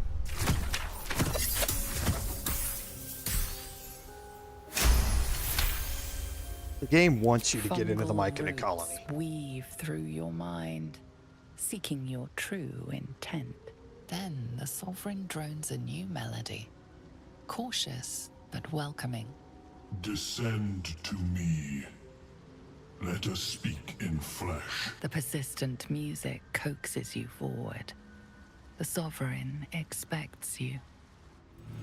Hey, Reinmar, welcome to the stream. So for your question, what do you mean on a same level? Do you mean from a difficulty perspective, or from an explorability perspective, or how exactly do you mean that? So most of the items that you can find on the ground here are going to be marked as steel, so you have to be careful what you're clicking on when you're walking around here. So just take a extra few moments. As far as level of fun, yes, I mean, they're all quite similar. I think Act 3 is probably, because it is the culmination of so much stuff, I think Act 3 is probably the thing that people are going to consider to be the most fun. I really enjoy Act 2. Act 2 is so dark. It is just so absolutely dark. That's what I consider to be the most fun act, but Level 3 is probably going to be the one, or Act 3 is probably going to be the one that most people pick, just because of the variability. You have so much to do in and around the city. It's hard to comprehend how much stuff there is to do in the city.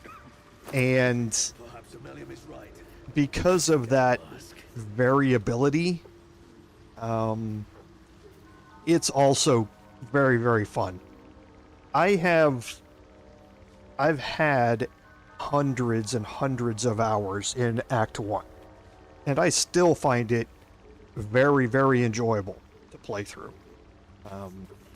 Act 2 is just one of those things that is, like I say, it takes such dark turns that I really enjoy playing Act 2. Ah, a visitor. You're a welcome sight. But let us observe the customs of the locals. The scholar's brow tenses. His voice spills into your skull, the spores connecting mind to mind. Blurg, proud member of the Society of Brilliance, at your service.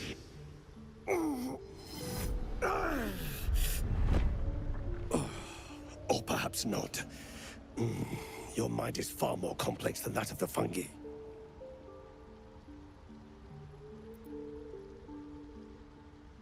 Understandable. We are small in number and rarely stay in one place for long. My colleagues and I are working to improve conditions in the Underdark. This need not be such a dire, hostile place. It's curious to find a surface dweller here. What has brought you down so deep?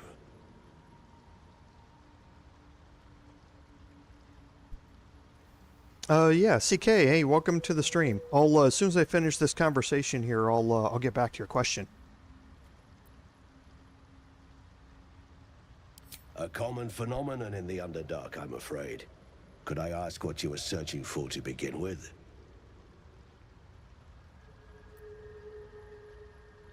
You were infected by an illithid tadpole? It's a miracle you're still intact. You must be worried sick, but have no fear. I have a friend who may be able to assist. Omeluum! I hope this is important, Blurg. My Zerkwood samples need constant attention. It is. This adventurer has an illithid tadpole inside his head, but he hasn't turned. No seromorphosis. That's impossible, but intriguing.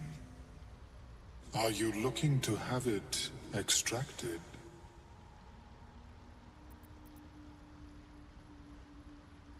Open your mind to me. Let us see what lurks within.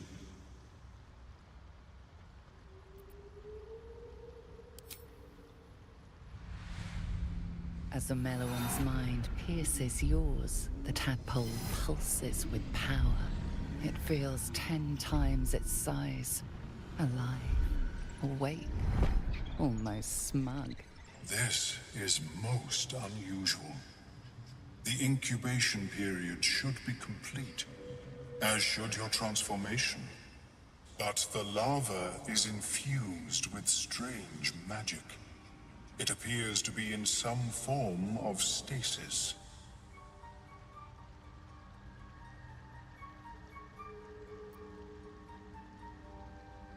I can only theorize, but I suspect your transformation would be both agonizing and instantaneous.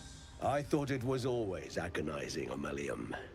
Well, yes, but that wasn't my point. No, it appears to be shielded from physical and magical influence. And even without the shield, the extraction would involve severe cranial trauma.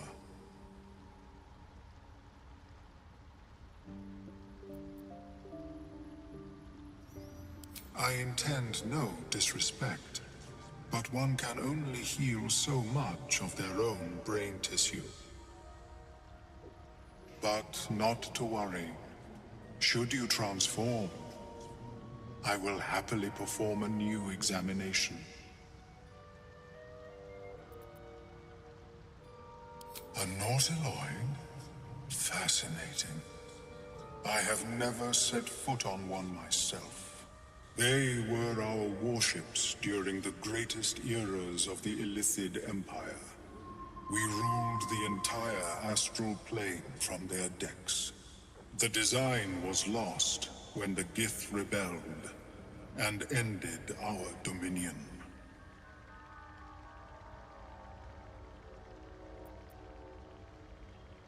Of course, I am sorry I cannot assist you in its removal. But I have an idea. Oh, perhaps I should start taking notes. There may be a way to bypass that stasis. There are many alchemical substances that can influence the mind. A tincture distilled from a collection of rare mushrooms. They have subtle psionic influence. I would require a fresh ton of madness and Timusk spores. But be warned, in their natural state, both of these mushrooms can be quite dangerous. Timusks cause confusion in those that approach them. The tongue is self-explanatory.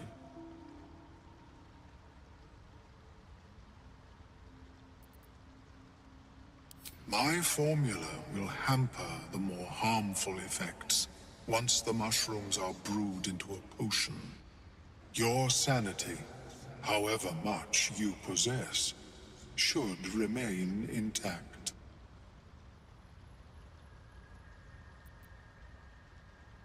The Underdark, of course, although they are quite rare, and their discovery perilous. I imagine Lenore would have them in her possession. She served Mistra as a cleric.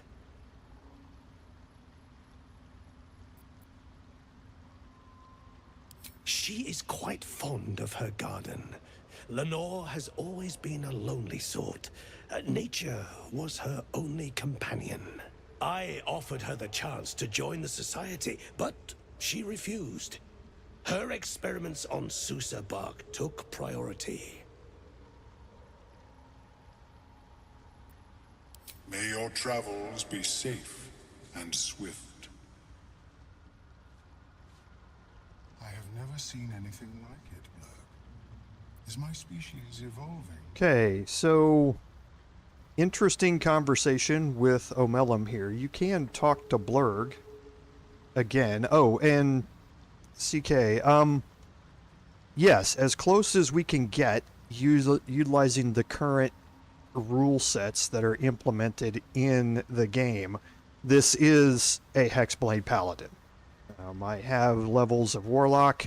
I'm using my Warlock spell slots for my Divine Smites. I have Pact of the Blade now, so I am utilizing my Charisma for my attack rolls and damage. So as much as we can get it, it's turning into a Hexblade Paladin, yes. Welcome back. Have you made any new discoveries?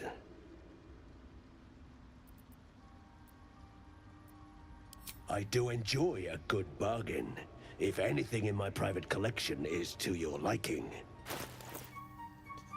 Okay, so Omeluum always has some interesting objects to sell. You don't have to, or I mean Blurg always has some interesting objects. You're not going to meet Blurg again that I'm aware of in the game chat. Correct me if I'm wrong. I haven't run into him again. So you don't need to worry about bartering with him to get his attitude higher to get better prices. But he always does have some interesting things. So, and some of these are going to be first time me seeing them because the loot does change, and I don't go back very often, even in my personal playthrough, to check and see the entire loot table after a long rest. So, the Boots of Genial Striding are simply that it doesn't matter what terrain you're on anymore. Your movement speed's unimpaired by it. Again, useful. However, not something for the most part that I would sacrifice my boot slot for the most part. You have the Circlet of Blasting. This one is very popularly available with him, and it allows you to cast an additional casting of Scorching Ray at level 2. So this is one of those things that if you don't already have a helmet slot for Gale or something like that, then the Circlet of Blasting is, you know, a good thing to add to him. There's no downside to it, giving him an additional casting of Scorching Ray. He's also got the Baneful. The Baneful doesn't appear very often. The interesting thing about the Baneful is as a short sword and you bind it with my packed weapon, or as an Eldritch Knight you bind the weapon, it then has Baleful Bond. So when you hit, you can bane your target. So just like the Gloves of Power, if you have the Absolute's brand, if you're utilizing the Baneful as a packed weapon, then you can possibly bane your target. Now, the interesting thing about the Baneful is that it is a light and a finesse weapon.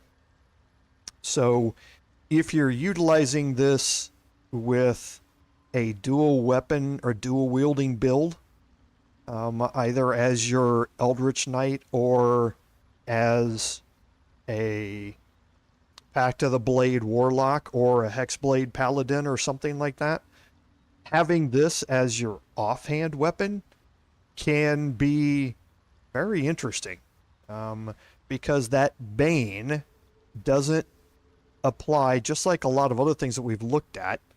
That Bane, for at least the current iteration of the game, I don't know if this is meant to be or not, but the Baneful Bond applies to any attack that you make using it, even your primary weapon, if you're not making that attack with the Baneful. So it can be very, very interesting. But the other options that I'm utilizing right now for my packed weapon don't really make sense with a 1d6 offhand weapon, so to speak. It's much more useful in a dual wielding type of setup or something like that. So, so for Psychic Spark, this is another one of those things that if you don't have something that is offensive for Gale, then it's a no-brainer to pick up, because Psychic Spark gives you the ability to cast an additional level 1 magic missile. So again, when you absolutely have to hit with it, magic missile is the thing to do, and this gives you another cast of it once per long rest. Or actually once per short rest, I think. No, it's once per long rest. So the Cinder Shoes are the kind of the opposite type of, or a similar type of effect to what you would get with a lightning charge type of thing. Whenever you burn an enemy, whenever you inflict that particular condition on them, either by a spell or by Searing Smite or something like that, where you inflict a burning condition, you are going to gain 2 turns of heat. That's a condition that is applied to you, and you take 1d4 fire damage every turn. However, you can also use that heat to inflict 1 fire damage for every turn that you have left with it. So very similar to what lightning charges do.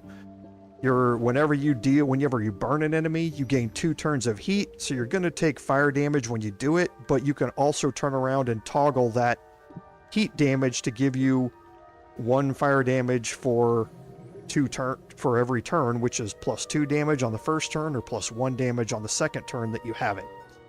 So it's like the fire version of lightning charges, so to speak. Stonewalker's Gift is one of those things where if you don't have a ring and you are not able to see in the dark, then it's a great thing to have. And Gale can do neither one of those things. And I think this is Coralon's Grace, or no, Mel's First Staff. Okay. So Lifebringer is a lightning charge based helm that gains you 3 temporary hit points whenever you have lightning charges.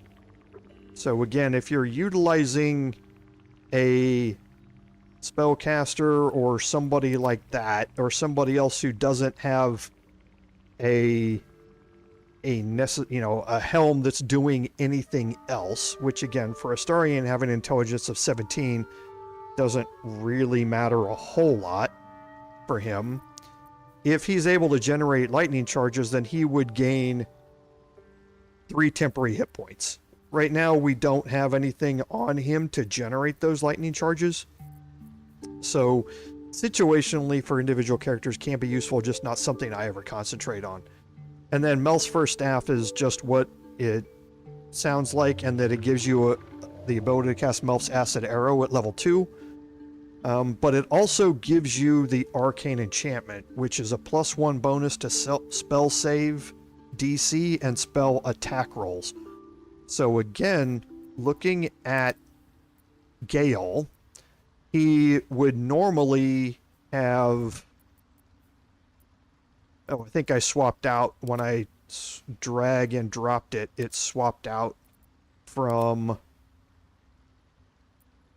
Oh, it's not going to appear in here anyway because it is unique. I can't sell. It's not going to show up in the window.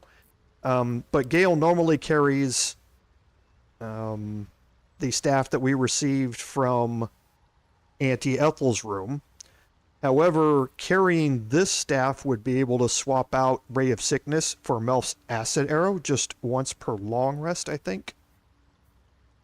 Yes, once per long rest instead of being able to cast Ray of Sickness every turn, but it would give me a +1 bonus to spell save, attack rolls, and DC. And remember, when we took the... What was it that was giving the plus to bonus attack previously? Oh. No, never mind that. But this would give us a +1 bonus to spell save DC and attack rolls, which is certainly beneficial to us. So, Gale got an upgrade here on almost everything that he was looking at through Omeluum here. So, a good person to come talk to and look at. Now that we've upped his gold that much, we can go through and sell off items that we don't need. And we'll start with all of the stuff that Shadowheart has here.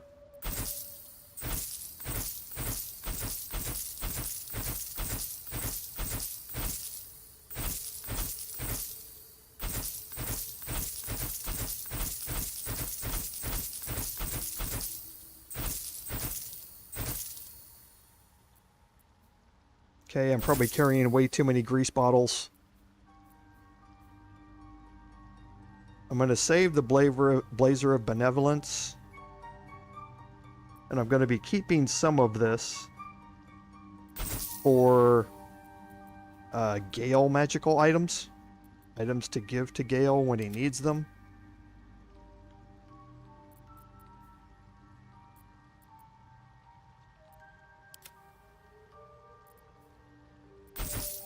And yes, I probably have way too many grease bottles.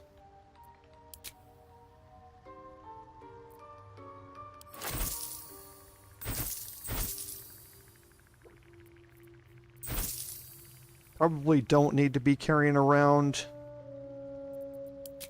these anymore.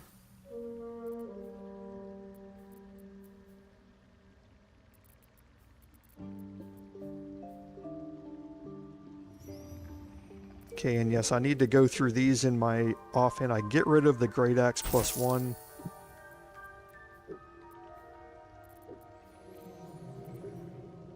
I can sell off all the Infernal Iron because I don't need it. I don't believe I need it for anything else now that Karlach is not going to be joining our party in any way. But I'll hold on to it for now just in case.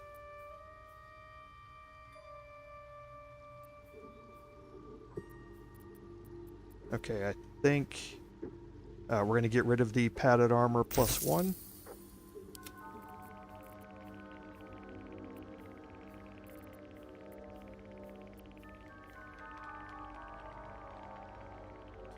I honestly don't know if he can. I know in Act 1 he can't.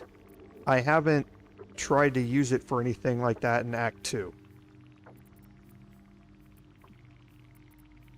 In my personal playthrough, so I don't know.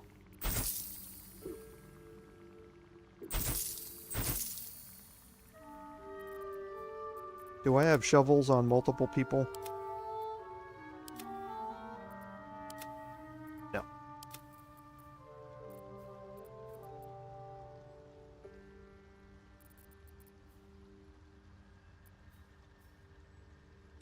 Okay, I think that's it for now. I'm going to be placing a bunch of this stuff in my camp chest for storage for dealing with Gale. But well, cold damage.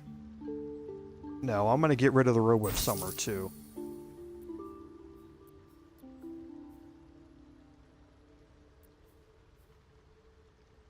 Very well. I have mushrooms to catalog.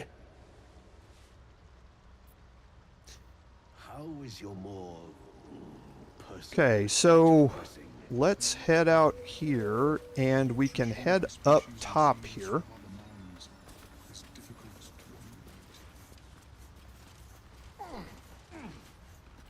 And we're going to talk to Thulla first, but before I do it,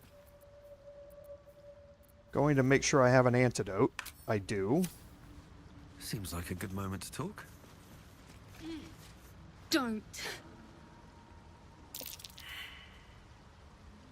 Okay, so I failed my nature check. Dwega. slashed me! Oh, poison!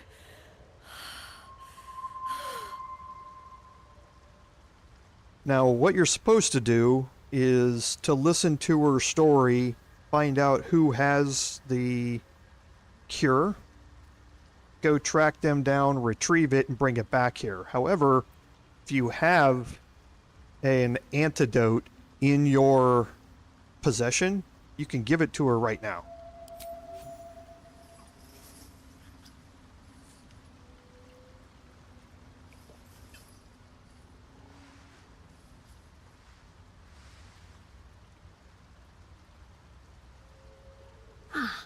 Gods! Whatever that is, I needed it. Why are you helping me? No arguments there. Felt like a hook horror was sorting through my guts. But... that cure did the trick. Quick, sharp too. I thank you for your help, but I gotta get moving. Oh, it hurts. Girls' garters. Oh, I don't have time for this. My kin need me.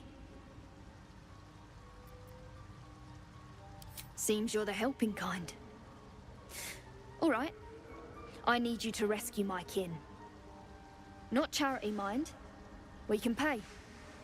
We're Iron Hand Clan. Best artificers in Baldur's Gate. We were on an expedition down here when the Dwergar snatched us up. I got away, but not the others. The Greys have them digging out some old ruin across the lake.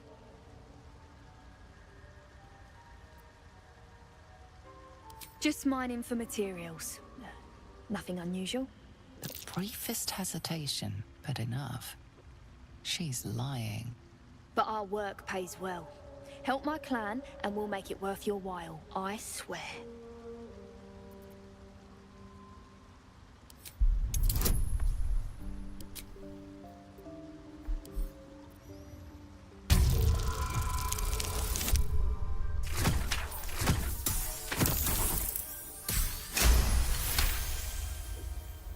Fine. It's complicated, but my clan has trouble back in the city. A blood feud. We were searching for something to turn the tide. That's all I can say. But it's worth a lot to us. Understand?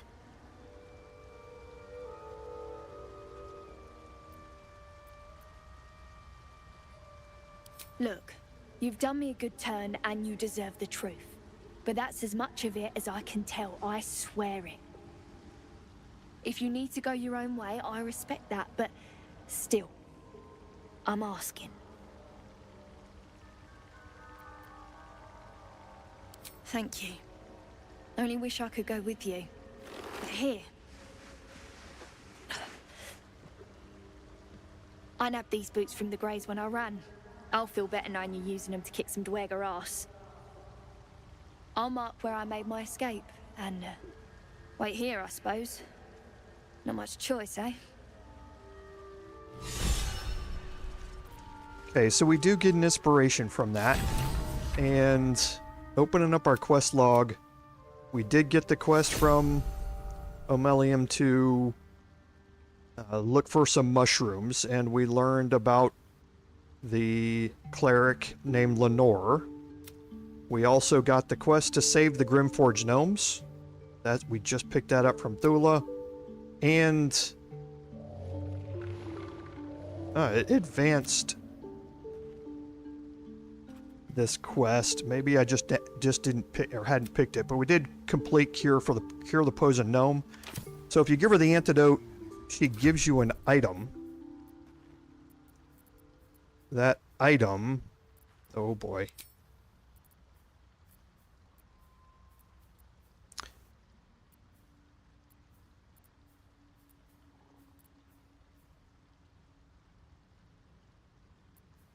Are the boots of speed. So the boots of speed give you a click heals class action. So click heals gives you, it uses a bonus action. It doubles your movement speed, just like dash does. Enemies have disadvantage on opportunity attacks against you.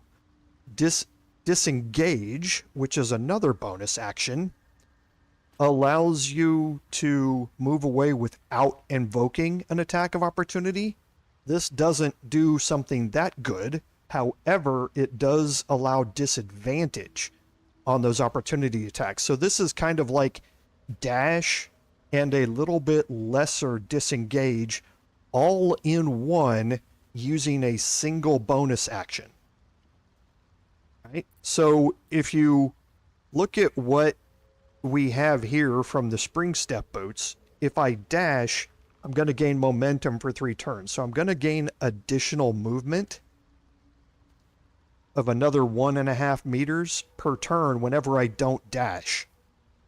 However, if I just dash every turn, then I'm outweighing momentum. But if I do want to dash and hide at the same time in the same turn, I can't, because Astarion doesn't have 2 bonus actions in the build that we have set up for Astarion. So I can't dash and disengage at the same time either. However, these boots give me the ability to almost do that. And I'm going to give up a little bit of movement speed after I dash to gain the ability to get disadvantage on those disengagements. So without having 2 bonus actions, this helps make up for the fact that I can't disengage and dash in the same turn. I can just click heals instead, which is going to dash and almost give me what disengage gives me. Right? So giving her the antidote now gets you a good bonus for Astarion. So now that we've talked to her, we can go up and we can talk to the Sovereign here. And again, you want to be very careful when you're clicking around the Sovereign. Be brief. Whoops, I didn't want to do that with Sovereign's Astarion. thick fingers stroke the corpse at its feet. A droning melody greets you as the creature turns its gaze to you. Flesh talker, I show you a memory. Watch and listen. A violent vision grips you. Dwergar, dark dwarves chopping Myconid remains. They broke our peace. They killed our young. The Sovereign's song slows to the pace of a dirge. It is still in mourning. We laid waste to many, but intruders remain. Lakeward. The Sovereign's song halts as it measures your worth. I sense your resolve. You will find Dwergar invaders near Lake's Edge. Cleanse the rot. Destroy them. I suppose such wicked killers deserve wicked ends. Deep purples swirl into familiar shapes. Gnomes in mining gear, chased by Dwergar. The Dwergar seek a gnome. It is a guest.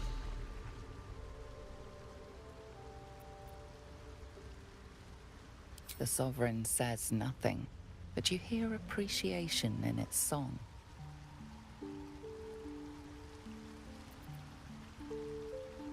An illusion comes over you. A Dwergar choking on a cloud of gleaming dust. Accept this gift. It will help you exterminate.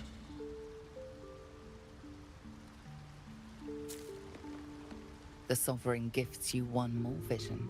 A wall of vines parting to reveal glowing light. Riches of magic and mind. Cleanse the rot, and they are yours. You do the Circle a service. We will await word.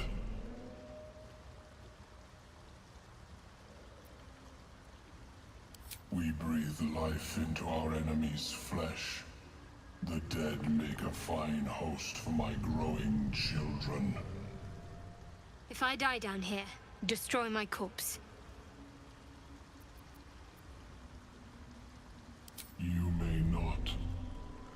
The spores hear only the circle.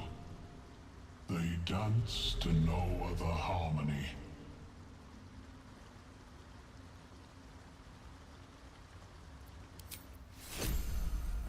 Okay, so you picked up a haste spore grenade here.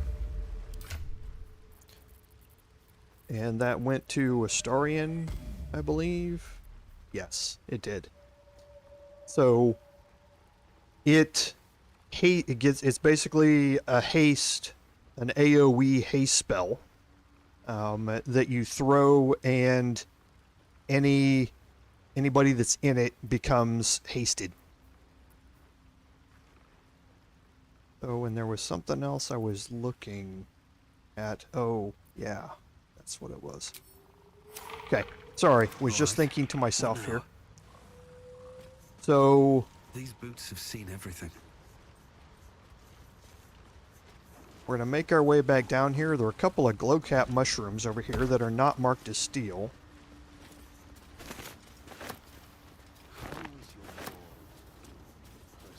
There's a spicy pork sausage all by itself.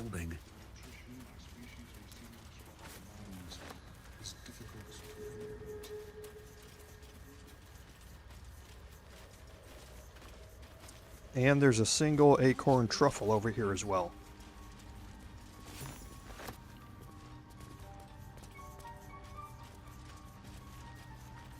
Now down here, we're going to try our best to stick to this side and just have a conversation. Something over there. Ah, yes. Sensing through here. What's up for discussion? Seems the shrooms are letting in more people every day. You see a fella on his own on your way in. Dwarf. Baelen's his name.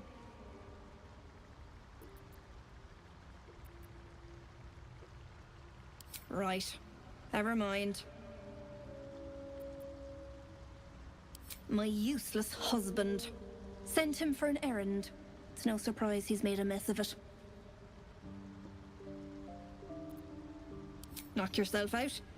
But don't come begging for coin if you find him. You try to ransom him to me, you'll find yourself skint and stuck with a fat old lout.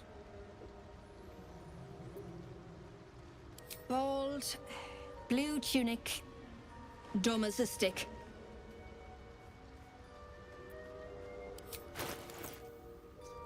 Okay, so Derryth Bonecloak, you can raise her attitude with you. You are going to have the opportunity to meet her again, but you can look through her items here, and there's always some interesting stuff, and the first one that comes up is the Amulet of Restoration. So this gives you the ability to, once per long rest, cast Mass Healing Word at level 3 and Healing Word at level 1.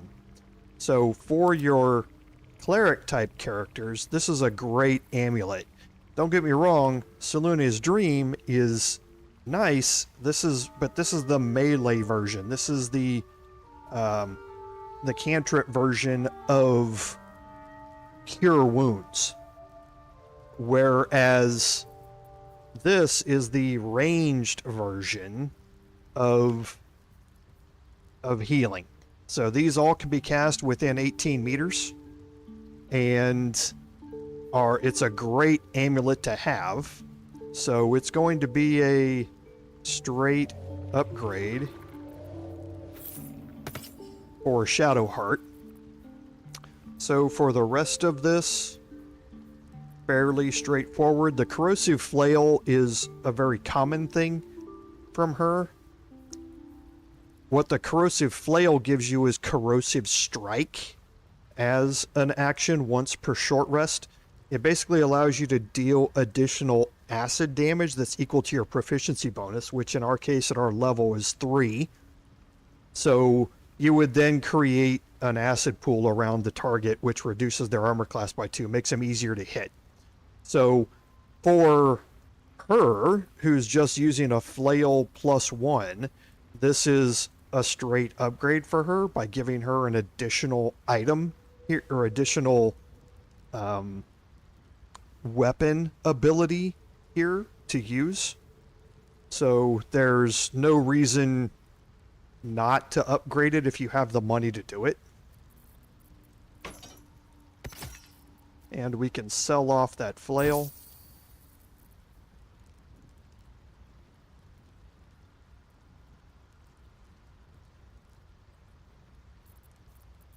And then potions of invisibility are always great. I'm going to look at some of the other dyes here. Okay, there's a sea green dye that I might pick up. Just one. The Herbalist Gloves is another one of those healing upgrade things.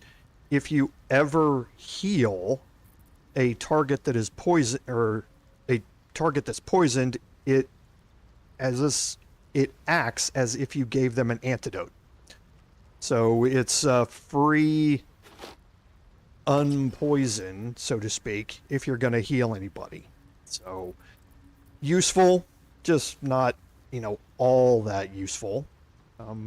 Jump as a spell that's available to you can be very useful, and I'm going to pick this up for Astarion just to hold in the background. For him to be able to jump, your jump distance is determined by your strength. Astarion has a very low strength. In fact, everybody in our party has a fairly low strength. Having the ability to cast the jump spell in situations where you need it can be very useful, and it's going to be very useful in a situation we're going to have coming up fairly quickly. So, Caustic Band is a straight increase in damage. It allows your weapon attacks to deal an additional 2 damage. So if you have a spot for it, both of these are actually pretty good. The additional movement speed is very good for him. I'm going to pick it up and put it on Astarion for now, but I might end up switching that out a little bit later. And the rest of these are going to be your standard +1 weapons, I believe. Yes, they are.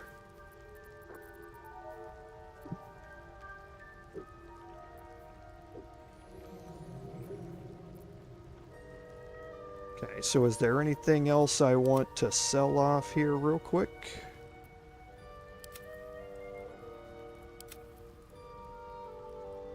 I don't think there is right now. Oh, we do need to pick up one more Thieves' Tool for Astarion to get him up to 5.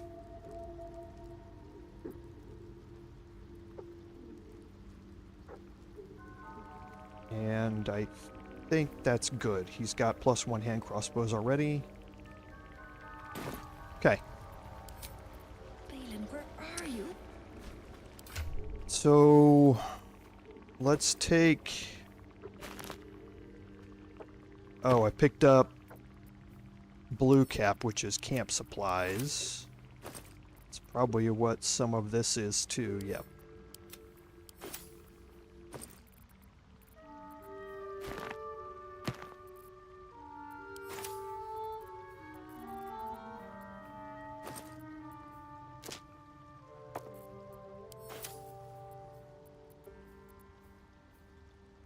Okay, and we're going to utilize that Ring of Jumping here in just a second.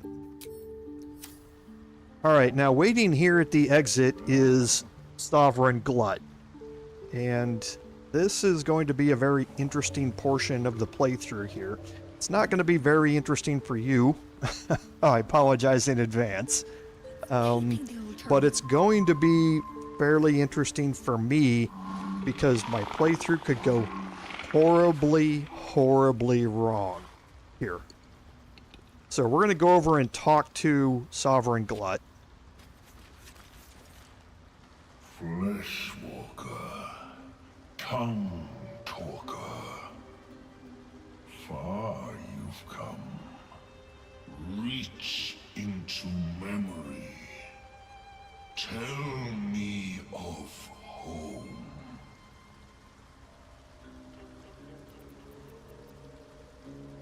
It cringes in response to your sunny vision. It reveals its own home in reply. A humid cove filled with decaying Myconid corpses. Dwergar destroyed my people. I am a sovereign with no circle. This circle does not welcome me.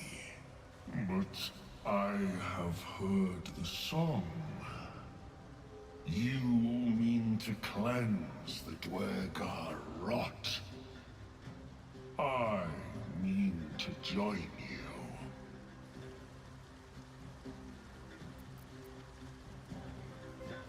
I am the danger, and I am the cure. They erased my people. I will erase theirs.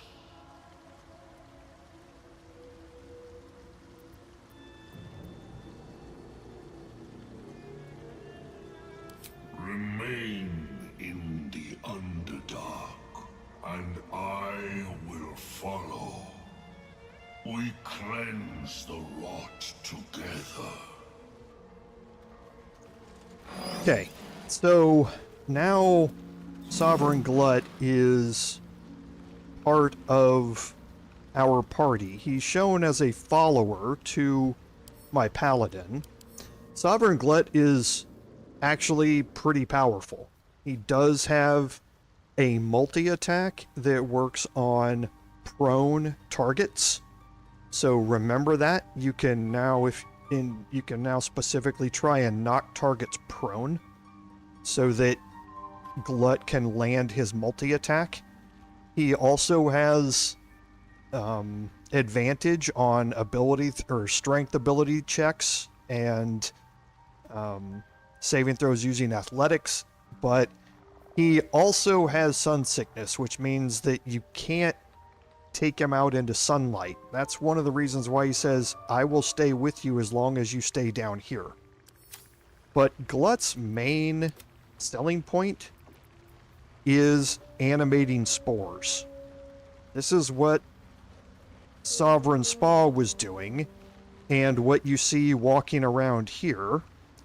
You can utilize this to raise and reanimate a dead target. It only works on one target at a time, so you can't have a big army of followers, coming around behind you. And it does not work on constructs, plants, or aberrations. Right? However, there's something that is dead that we killed that is not a construct, plant, or aberration that we can use animating spores on. Never a dull moment. It's something that's pretty strong, pretty powerful.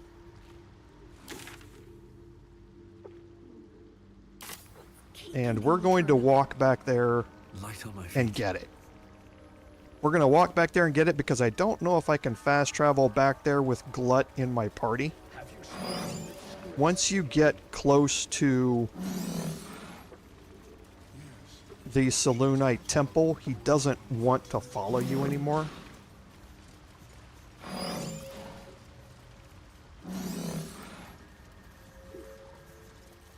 So we're just going to be safe. And walk back here. It's not that far. And I'm going to hope that everybody makes it across here.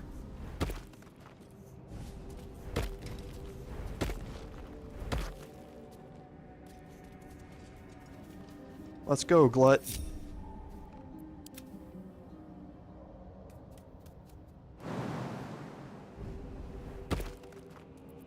No time to rest. Swift as my feet can carry me. And here is the Bulette.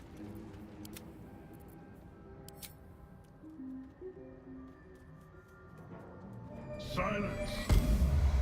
I am breathing life. No, Eric, when I respect, you have to clear your Oathbreaker before you can respec. So I'm now back to Oath of Vengeance. I expect I'm going to break it again. I don't expect that I'm going to be Oath of Vengeance very long, but we'll see. Looking ahead. So now Need to find the a way Bulette forward. is following me around.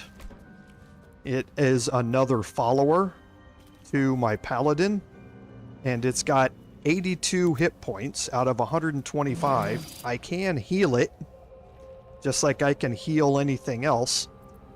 The Bulette has the jump ability, but it also has a deadly leap ability, and this is what we saw earlier. When it lands, it does bludgeoning and slashing damage, and it can possibly make enemies fall prone. Enemies that fall prone are then available to be multi-attacked by Sovereign Glut. So these two synergize very well.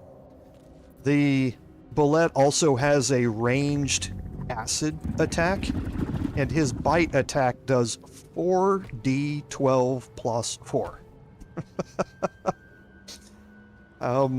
So the Bulette, as we know, hits hard. It's got a lot of hit points, and it can be very useful. The problem with the Bulette is that it's incredibly hard to maneuver the Bulette around. And what I mean by that is that the Bulette has a large outline, and moving him through certain areas Wits and blades always sharp. means he's going to either not fit at all, or he's going to want to jump when he does it, and sometimes when he jumps, instead of jumping, he uses his deadly leap. And when he lands, that can damage you, damage other friendly NPCs, and all sorts of stuff like that. So we can illustrate it a little bit by just walking... Oh, great. Here we go again. I thought I killed these things. Did I not kill these things? I guess I didn't kill these things. Killing me, Smalls.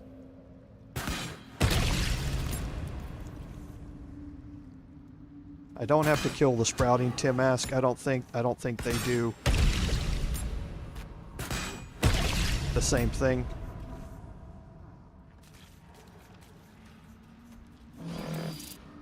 But now I'm going to, as soon as this goes away, I'm going to walk up here to the top.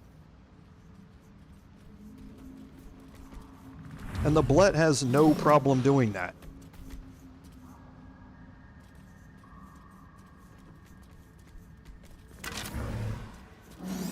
Okay, but if I get to certain areas that have choke points,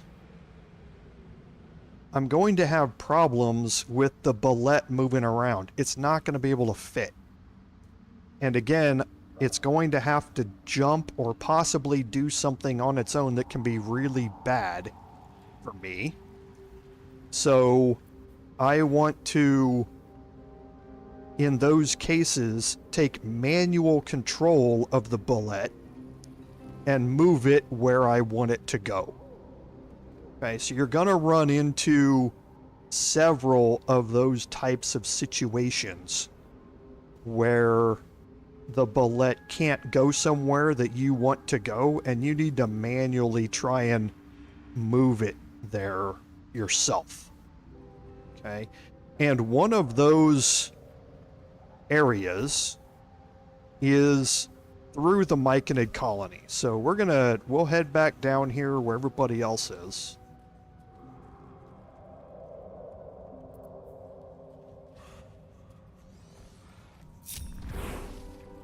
We're gonna group up Let's these get on with it. three. On I go. Kind of move them out of the way. Got a long road ahead. Best be on my way. Now here, I'm going to want to jump across. Oh, and it looks like the Bulette is not following for some reason. And here it is. It must have gotten stuck. So here, you need to jump it. Okay, and see when it lands and it does that huge little impact? That's what I'm talking about. So if we jump across this and the Bulette tries to follow us, it can very easily jump and cause damage to us. And see, Deadly Leap is the default jump, not this jump. So we saw Deadly Leap a second ago. But see here, when it lands, it doesn't shake the ground and have all of that stuff going on around it. That's the difference. At least things have stayed interesting. Never wanted the easy path. Okay, so see, it did a Deadly Leap there. Luckily, I was out of range.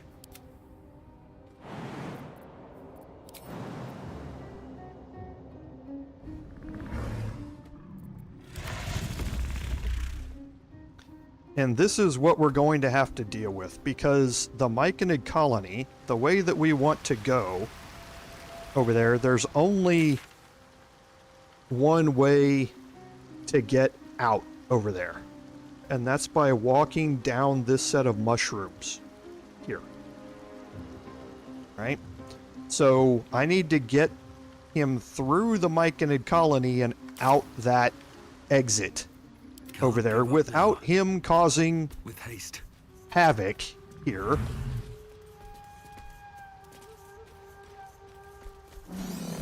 Inside of this area. Okay, and he's already starting to think about causing havoc.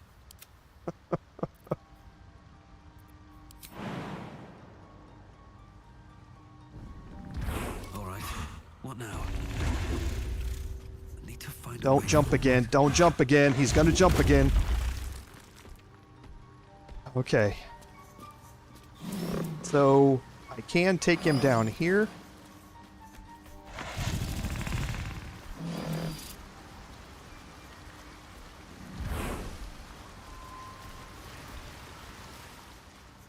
And around this way. And again, we've got another choke point here.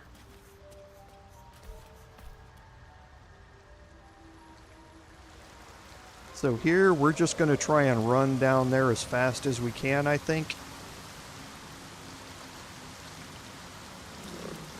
And he's going to want to jump to get down here. Okay, good. So he didn't. So now I'm going to jump him. There's like one little pixel in here.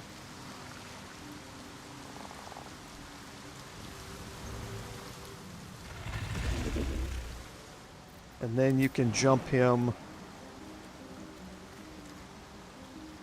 again here. And then you can jump him one final time and he won't take any damage.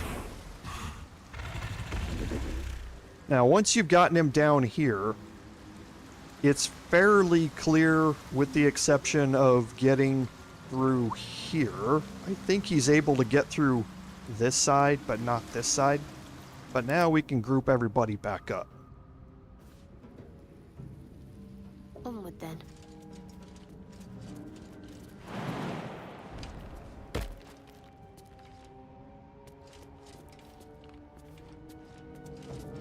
Okay. Hello, you two. Distance now. One step at a time. Thank you. What's next? No time to waste.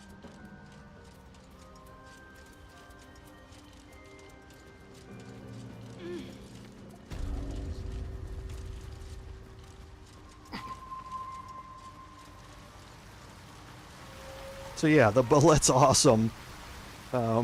He's very useful in combat. And I'm going to be using him in quite a few combat scenarios. But yeah, you are right. And see, he moved back up there completely on his own, just trying to keep in formation. No one stopped me yet. No. No.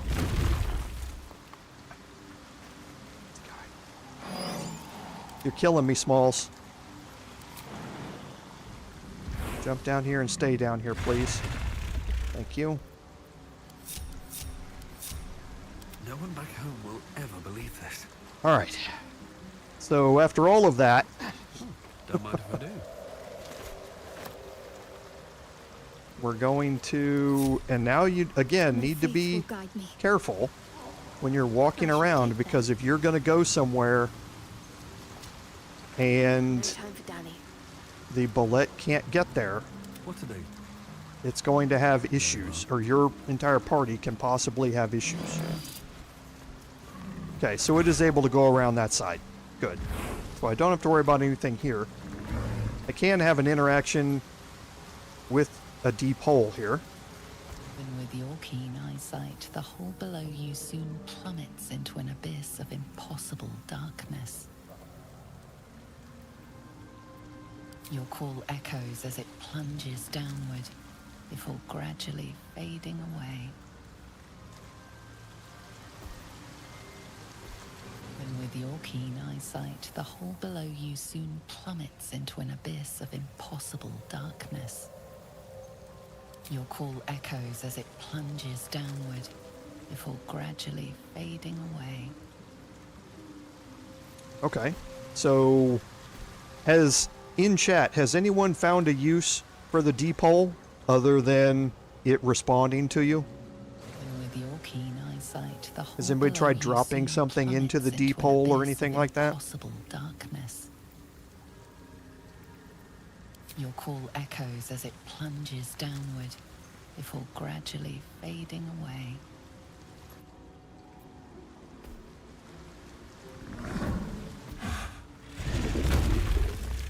Oh boy, stop moving around.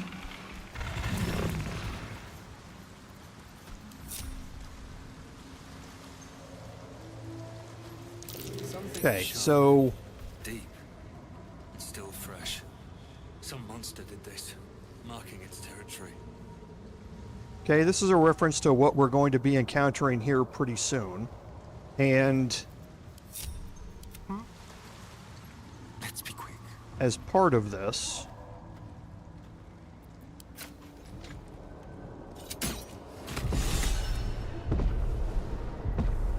yeah, I haven't found anything either. I've tried a bunch of different things.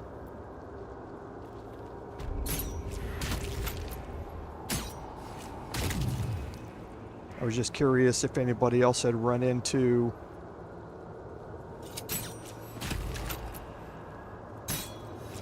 anything else that I hadn't found. Okay, so I think that's all of them. I hope that's all of them.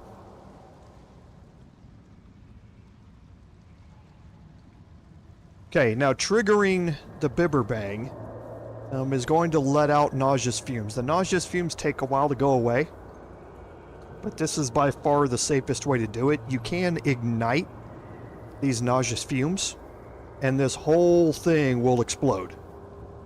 Okay, that's what Bibberbang does. But you will also lose these ingredients that are on the ground. They will get blown up. So here I'm going to put Astarion in hiding. Don't mind if I do. Because of that.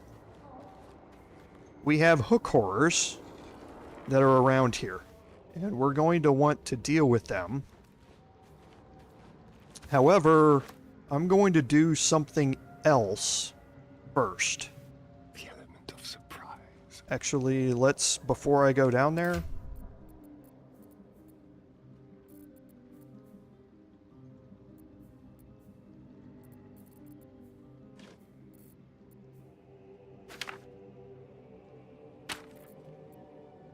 okay, I don't know if that will show as being available.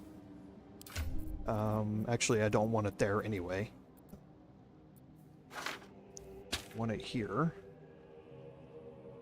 And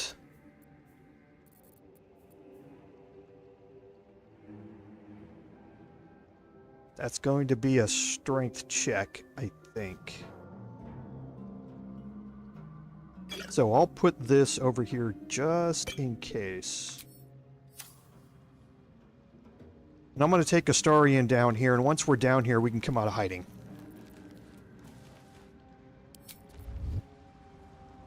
Let's have it. This way. Once you get close enough, you're going to trigger a cutscene here. Stop! Stop! People bang! You recognize the name. Bibberbang, a mushroom that releases dangerous spores. Highly flammable. I know that! Scroll! Escape! My bag, please! I've dropped it somewhere! Okay, if you have a Scroll of Misty Step in your possession, you're going to get this option. Yes! Yes! Okay, so now you have a strength check to be able to do this. And this is because you're throwing it to him. So I have the Elixir of Hill Giant Strength to do that. However, I've got only a -1 to Strength. And I do have some inspirations that I've garnered, so I think it's a little less than 50-50, but I'm going to try this and see. If I get into a situation where I'm using too many inspirations, then I can add on the elixir to counteract that. Okay, that's bad.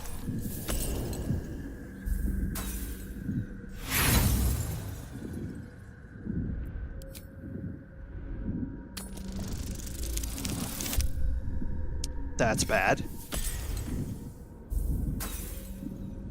This will be my last inspiration use.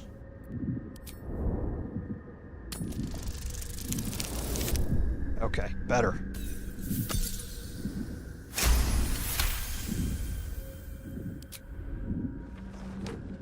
Ah! Oh! I'm fine. I just have to... And then... Here!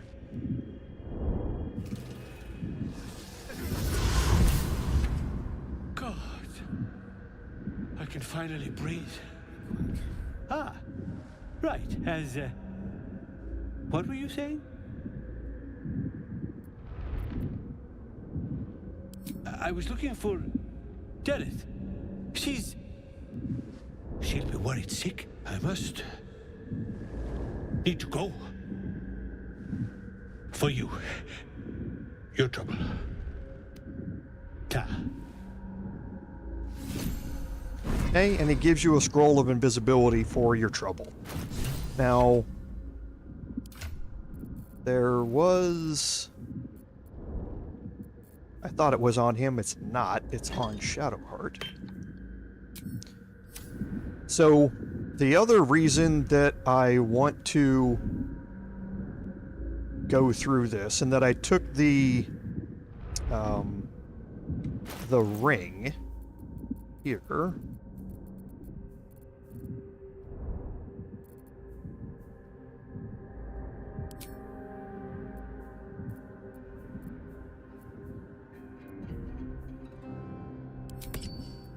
Okay. The Ring of Jumping allows me for 10 turns to triple my jumping distance.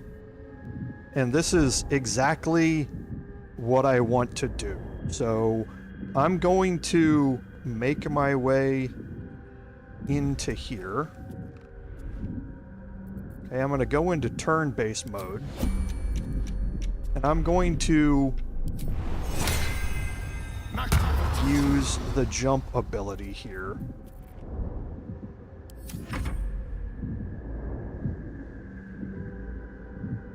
You can make it across there in 10 turns. I don't think it's a big deal, but now I have the ability to jump all the way up to here.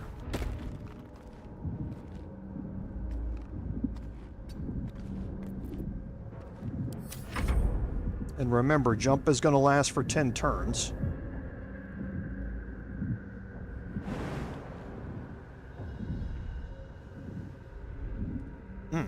I can't even jump all the way back here without moving, I think, and not taking any damage. Okay, and now here.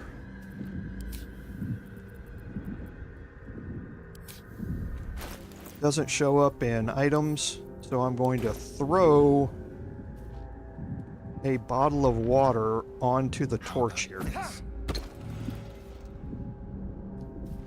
Okay, and that puts the torch out. And now you have a couple of options here. You can move back into this far corner.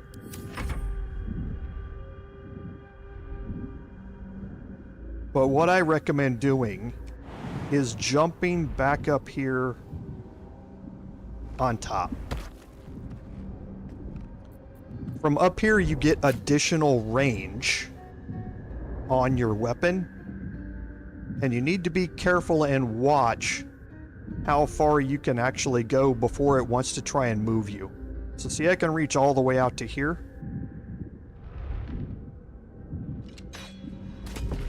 And now you just want to, and now you can exit turn-based mode. You don't care if jump goes away now.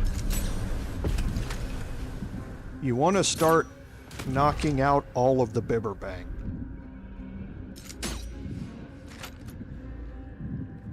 What was that? Okay.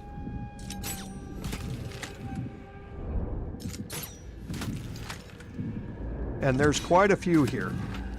So thankfully the nauseous fumes don't last as long as they did in early access. They lasted for 32 turns in early access, which took forever for them to go away.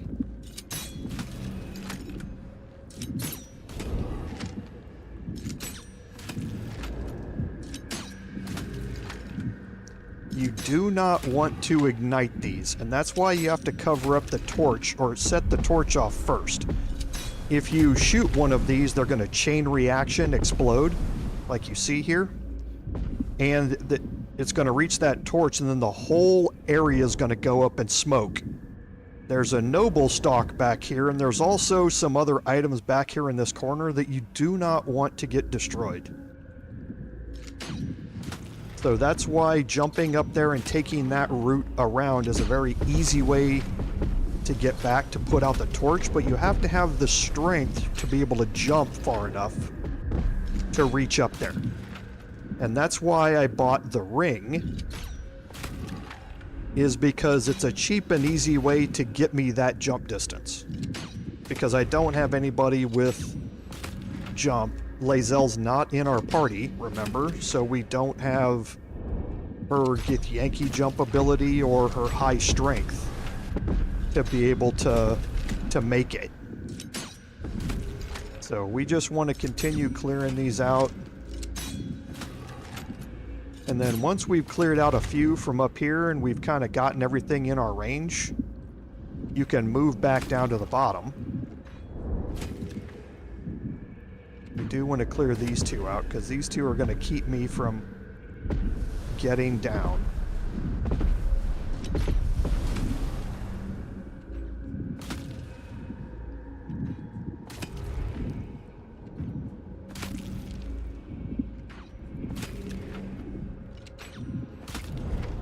And it just takes some patience.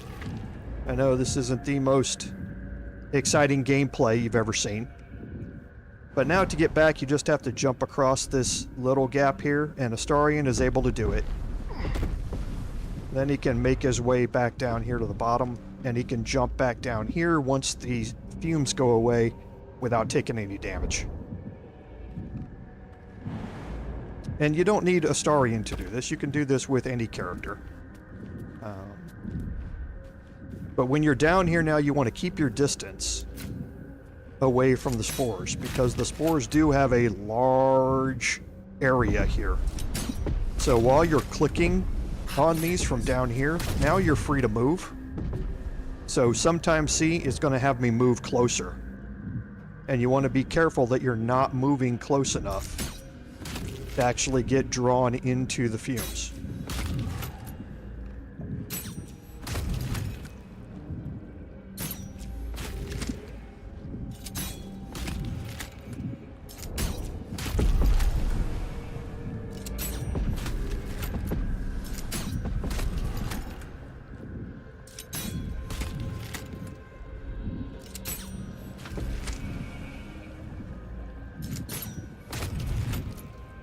Okay, so see, it's wanting to move me a little bit. So again, just need to be careful and take it slow.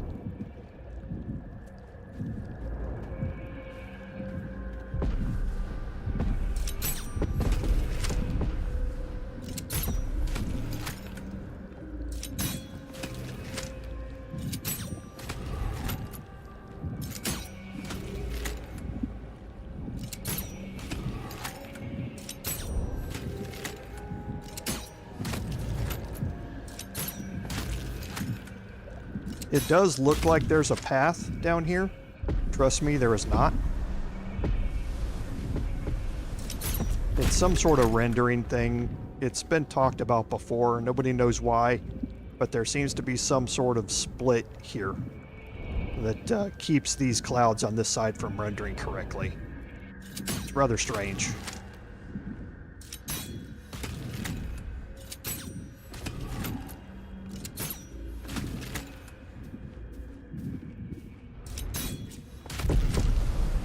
Like popping bubble wrap. Yeah, like I say, this isn't the most engaging gameplay for you guys to witness, trust me. I am sympathetic to that fact. But this is the way that you can guarantee that you are not going to have any issues collecting the items down here.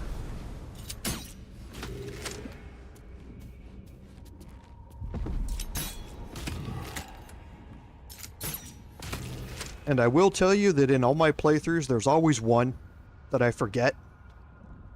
So I wait for all... I found it. I think that's it.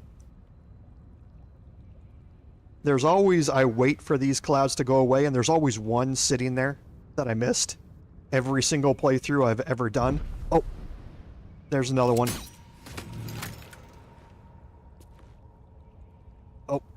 Nope, that's the Noblestalk. Okay.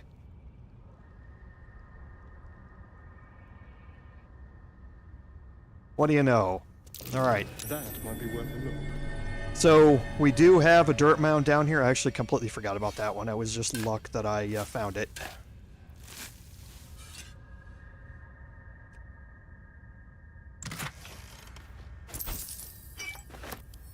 And the Noblestalk. Now, the Noblestalk is a quest item. It's orange. And Derryth Bonecloak wants the Noblestalk.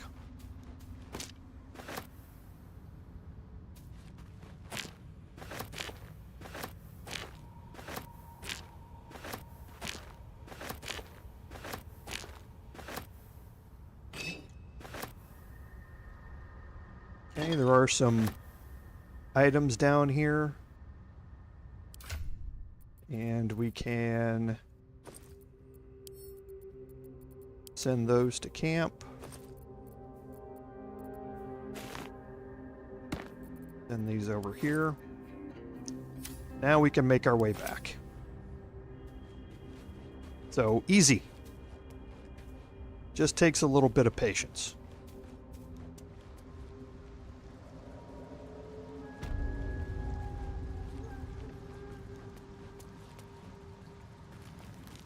Yeah. Good thing we don't have to carry around arrows or bolts. Yes, very true. I'm going to make sure that I go into hiding again up here.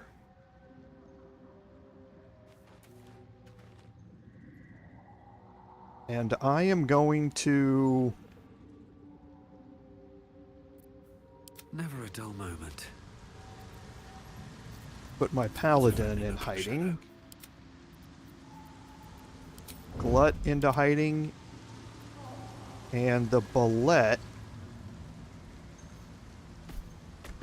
doesn't have a hide option. Crazy enough. Wonder why that is.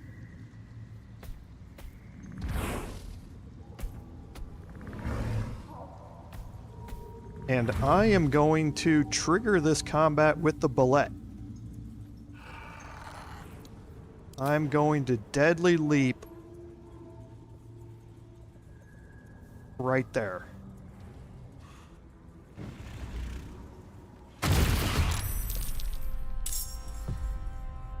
Okay. So I initiated the combat. Right now, this hook horror is the only one involved. There are multiple hook horrors out here, though. And I expect that we're going to get engaged by another one. Right there.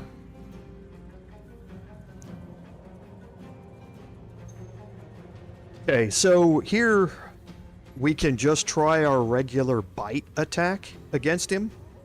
A 65% chance to hit.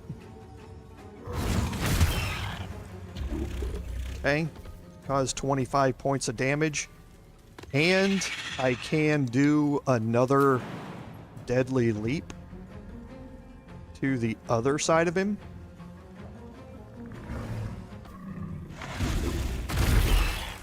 Cause another set of damage to him. And now Astarion.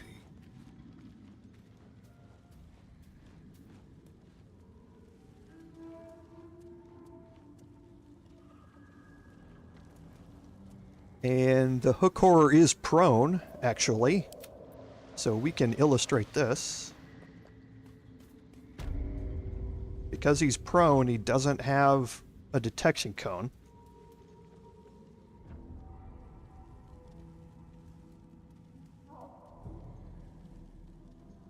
So there's the detection cone from the other hook horror. It's up here. We'll deal with him in a second. So we can come down here with Glut. And we can multi-attack this hook horror and have a 60% chance to hit. And did a lot of multiple damages there. Please don't do anything stupid.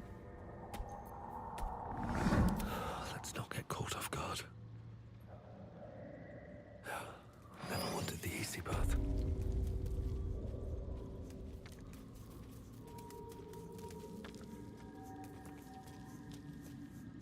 Let's see what you're hiding. Stay there. No, don't do that. Don't do that. Okay.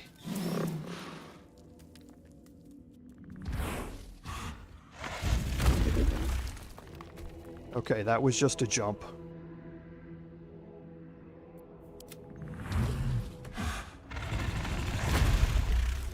Alright, hurry up and move down here, please, so that he doesn't try that again. Okay. No. No. Okay, stop moving. Just stop moving. Okay. So now, Astarion, the difficulty in this hook horror here is because of the range. I don't think there's anywhere over here that I can get an attack on him, a ranged attack on him. I want to explore it real quick and just make sure that there's not.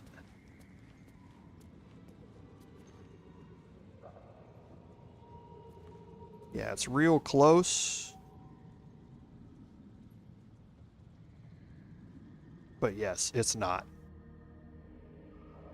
Yeah, no, you cannot ungroup them here. They are stuck with you.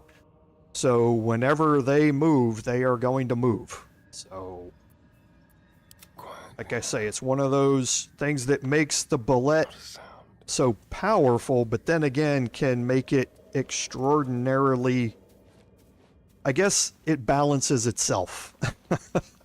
I guess is the easiest thing to say, is that the Bulette balances itself really, really well.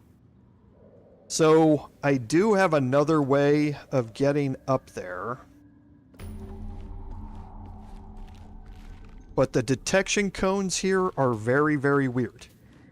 There's the third hook horror over there.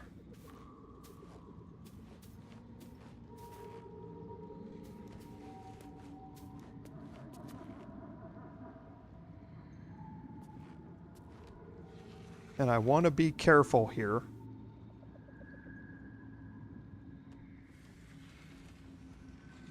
Okay. So now I'm doing this blind.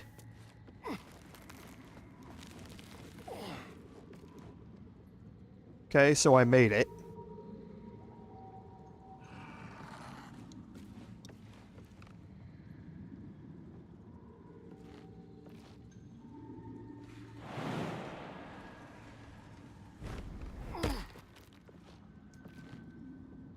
Okay, so Astarion is now hidden and in a place where there's no detection cones that are going to overlap him. So that gets us to a spot where we now have a third hook horror here. Our second hook horror is here. We also have a fourth hook horror here. And we have somebody here who seems to be living in harmony with the hook horrors. And we are going to deal with all of that next week. So you end on a cliffhanger here. But we will start out next week with some combat here. And the Bulette is going to favor into that combat quite a bit.